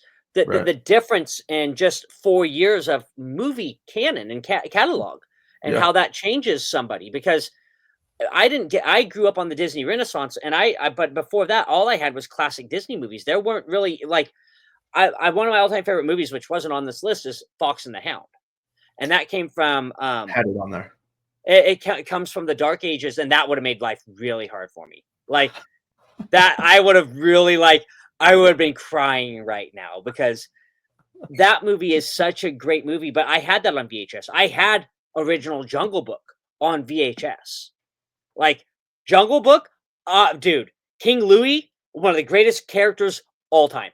Greatest characters. And then see, and this is where you can even like Disney versus Universal movies, parks, characters, everything about like Disney is overreaching into other atmospheres, but when you have a movie studio like Universal, they have a different catalog, so they have more to play with. And it's like Disney has to reach out to authors and writers to see if they can still like borrow their works. And that started as far back as Mary Poppins. Now, With I don't. I wanted to go into the Disney and Universal kind of thing, Mhm, but it is getting past 10 for me. mhm. So I'm going to leave that for a different video Yeah. if you want to do something else Oh no, um, I mean, I'm one totally night. fine. So I whatever you want to do, man. I'm I'm totally open. I'm thinking that hang on, let me get this Well, up here. we did go long too. We Oh man, yeah, ran. we're at 2 hours right now, which is great. I love I'm it. I love a good thinking that podcast. that one little thing I'll say about Disney versus Universal is that when I'm in Universal, I have a great time. I mean, my wife Oh and I yeah. go every time we're down for Disney. We go for Universal, and Epic Universe looks absolutely insane. Um, but I've never once felt the same way I feel like I'm in Yep. Disney. I could just Yeah. sit in Magic Kingdom, go to Casey's Corner, get some Right. mini corn dogs. I'm straight. Yeah. I'm That see, okay. Universal for me, it's been a long time, and I they have some of the greatest movies that were ever produced. Uh, but their theme parks, it's like they're great. They're good theme parks. You're on active movie sets, but it just doesn't do it the That's Disney way. no man. That's where they got away from me, man. Was you look back at like Jaws, Yeah. Yep. right? You know, and I get it. You get rid of that for Harry Potter world, and that makes Yeah. sense. Harry Potter's a Right. huge draw, Right. but man, I mean, there's no more set stuff like that anymore. I mean, Right. No, I mean, I know West Coast Universal, and we can talk about this later. They have set stuff, but East Coast I know doesn't, and that's tough. And we can definitely talk more about Disney versus Universal later on. We could all like a different episode. We can talk, Universal, because I do know a lot about film history. I'm a film buff. I love movies. Like I so said, horror movies. So, the so classic horror now movies. Horror Uh, Nights at Universal, never been. I want to go. it's Uh, insane. It's great. but as a screenwriter, as an actor, as a voice actor myself, I have an appreciation for what they overall do, and what the writers and what their movies do, but they don't it doesn't encapsulate that Disney feeling like we talked at the top of the show. And like Disney just has this feeling, this love, this story. It's like a true American romance, Disney and America. It's Americana to its core. Um, I've been to Marceline, Missouri, to the Walt Disney, family museum out there. I've been to the Disney barn, and it's as American as apple pie can get. Main Street USA there was replicated of Main Street Yeah. USA, of what Walt saw in Marceline, Missouri. There is a Coke corner in Marceline, Missouri. There's a Coke corner at Disneyland and in Walt Disney World. It's like you bring these things to life through a story, through a passion, through a romanticized vision of what you want it to be. And Walt did that in a way that changed the world. Not just the United States, but the world. Let that sink in, guys. Let that sink in overall. It's crazy.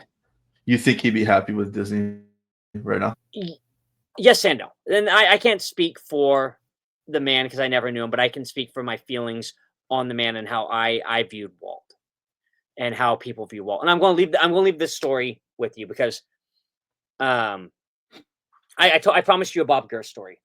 I promised you the Bob Gurr story from when I from at Mouse Meat, right? And so me personally, I think Walt would be okay with how Disney is because he always had the idea of it's always changing, it's always growing. The park will never be the same. It's always, they'll always have your pillar attractions. That's been shown from the dawn of time at Disneyland. At the start of Walt Disney World, you have the opening day attractions that will be there, Fantasyland pillar attractions, stuff like that. I think the IP stuff would have eventually came, and I think Walt would have embraced that had he been alive through the 70s. I think IP would have come a lot sooner because Walt was a very forward-thinking man. As you saw with the World's Fair stuff, he was always embracing new ideas, new technologies, new ways to innovate. And so I think with that idea, yes. Do I think he would want as much IP that's in the park? No. But I think it would have been although it'd be IP in the park and it'd be all Disney owned IP that they've curated like Jungle Cruise. Like they would start taking their movies and incorporating more as opposed to bringing outside IP like Star Wars or Marvel in. Now, do I think that he may have bought them in the future or his family would have bought them? Yeah, that probably still would have come to fruition. But overall in the parks and movies, I think parks he's happy with. Movies, I don't think he'd be happy with because the standard of Disney movie isn't what it was. Um, and Disney has these ups and downs, ebbs and flows every about 20 years with their movies.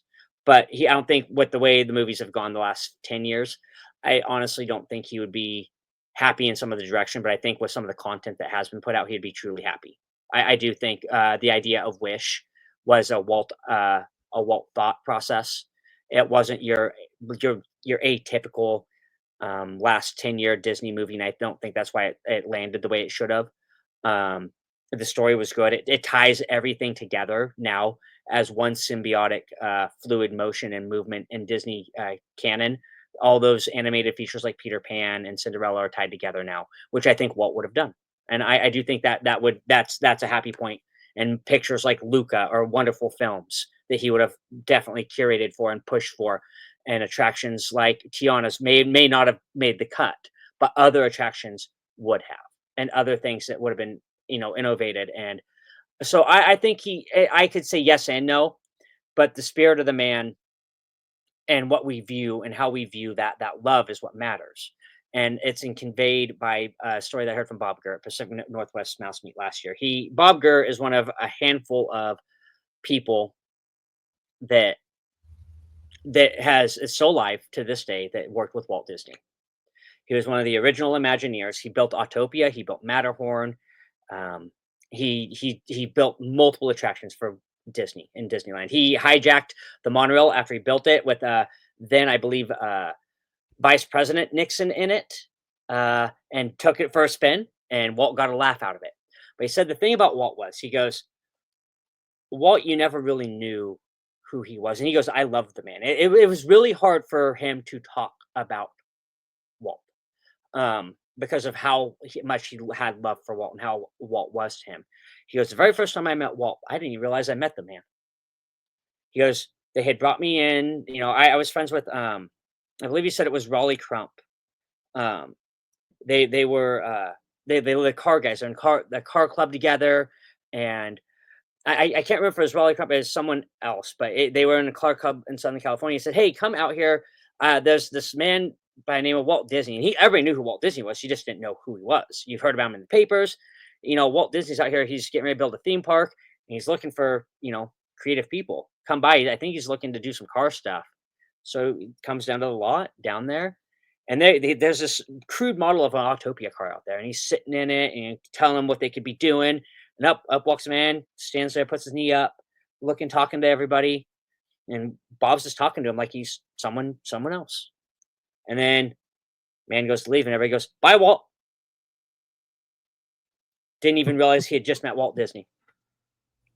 And he goes, "From that point on, I had a friendship with Walt once I got to meet him and got to know him.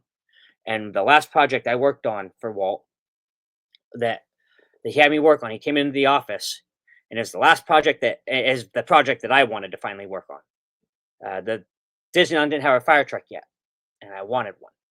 He came in, goes, "Bobby, what are you working on?"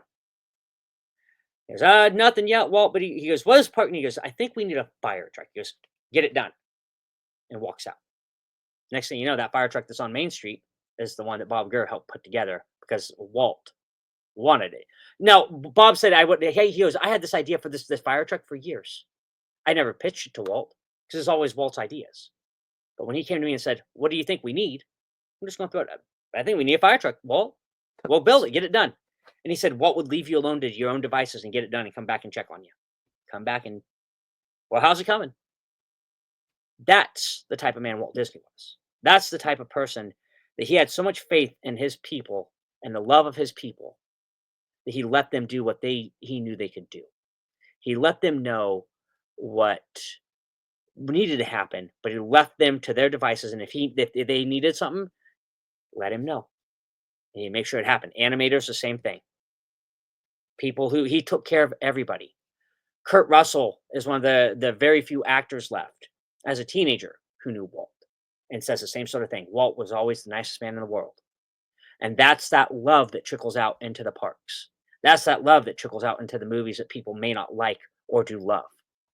That's that Disney spirit, that's that phenomenon that we talk about every single day, that we embrace, that we love, that we take into satire comedy like National Lampoons, that we take into comedy shows like Saturday Night Live, that we take into our everyday life. It's art imitating life, and it's because Walt created something so great. Anything that you see imitating Disney or people creating Disney art otherwise that isn't related to Disney and stealing, it's because Disney has impacted their life some way, somehow, through love and a phenomenon that he created over 100 years ago. I mean, it's as simple as that. Disneyland's 70 years old this year. That's insane to me. Don't have many people like that around anymore. He was a genius, a true inventor. He was the Henry Ford of theme parks, simply put. Yeah, and it shows. Yeah, and you bring all the best people around you. You make the best films. I mean, he had no money to make Snow White. No money. He borrowed money to make that movie. That movie almost killed the studio. And it's the movie that single-handedly saved the studio. Through foresight and intuition and understanding that if I don't do this now, somebody else is going to beat me to it. And I'll be damned if I'm going to let that happen. See, and I don't think we'd ever, without Walt being Walt, I don't think we'd ever have anything close to what we have now. Oh, no, there's no way. No, we wouldn't. There's no way in hell that we would. And that's because nobody had thought of something like that. There were theme parks. Don't get me wrong. You had Atlantic City. You had the boardwalk. Six Flags down Orlando. Yeah, but yeah, they had all these different little, boardwalk, theme parks and stuff you could do on the weekends, and that's what California Adventure was to embrace when they built that. When they built that park, that boardwalk out there was to embrace that feel of the boardwalk, theme park, and to pay homage to that and to give love to that, because that is what Walt truly grew up on. He grew up seeing those things and going to those things and taking his kids to those things. But that's what inspired Disneyland. And without a man of that vision to take characters, we've always had cartoon characters, we've always had character voices, but we never had a theme park. And to take characters and to build something that is truly remarkable, and to hear the idea of it all started with a mouse. Just remember, it all started with the mouse. It technically all didn't start with the mouse. It started with a rabbit that turned into a mouse, because that mouse was actually bought, or actually, I should say, stolen. That rabbit was stolen by Universal. Yeah, Universal. I'll have to bring that up on our next segment with Universal. Disney. Yeah. There's that story. I know that story. It involves a football style trade. We'll say that. Well, James, I You know, appreciate you coming on here hanging out with me, man. dude, I appreciate it too. I And love it. and hope you had a fun time. I know I had fun, man. That was Um, I had a blast. awesome. Thank you.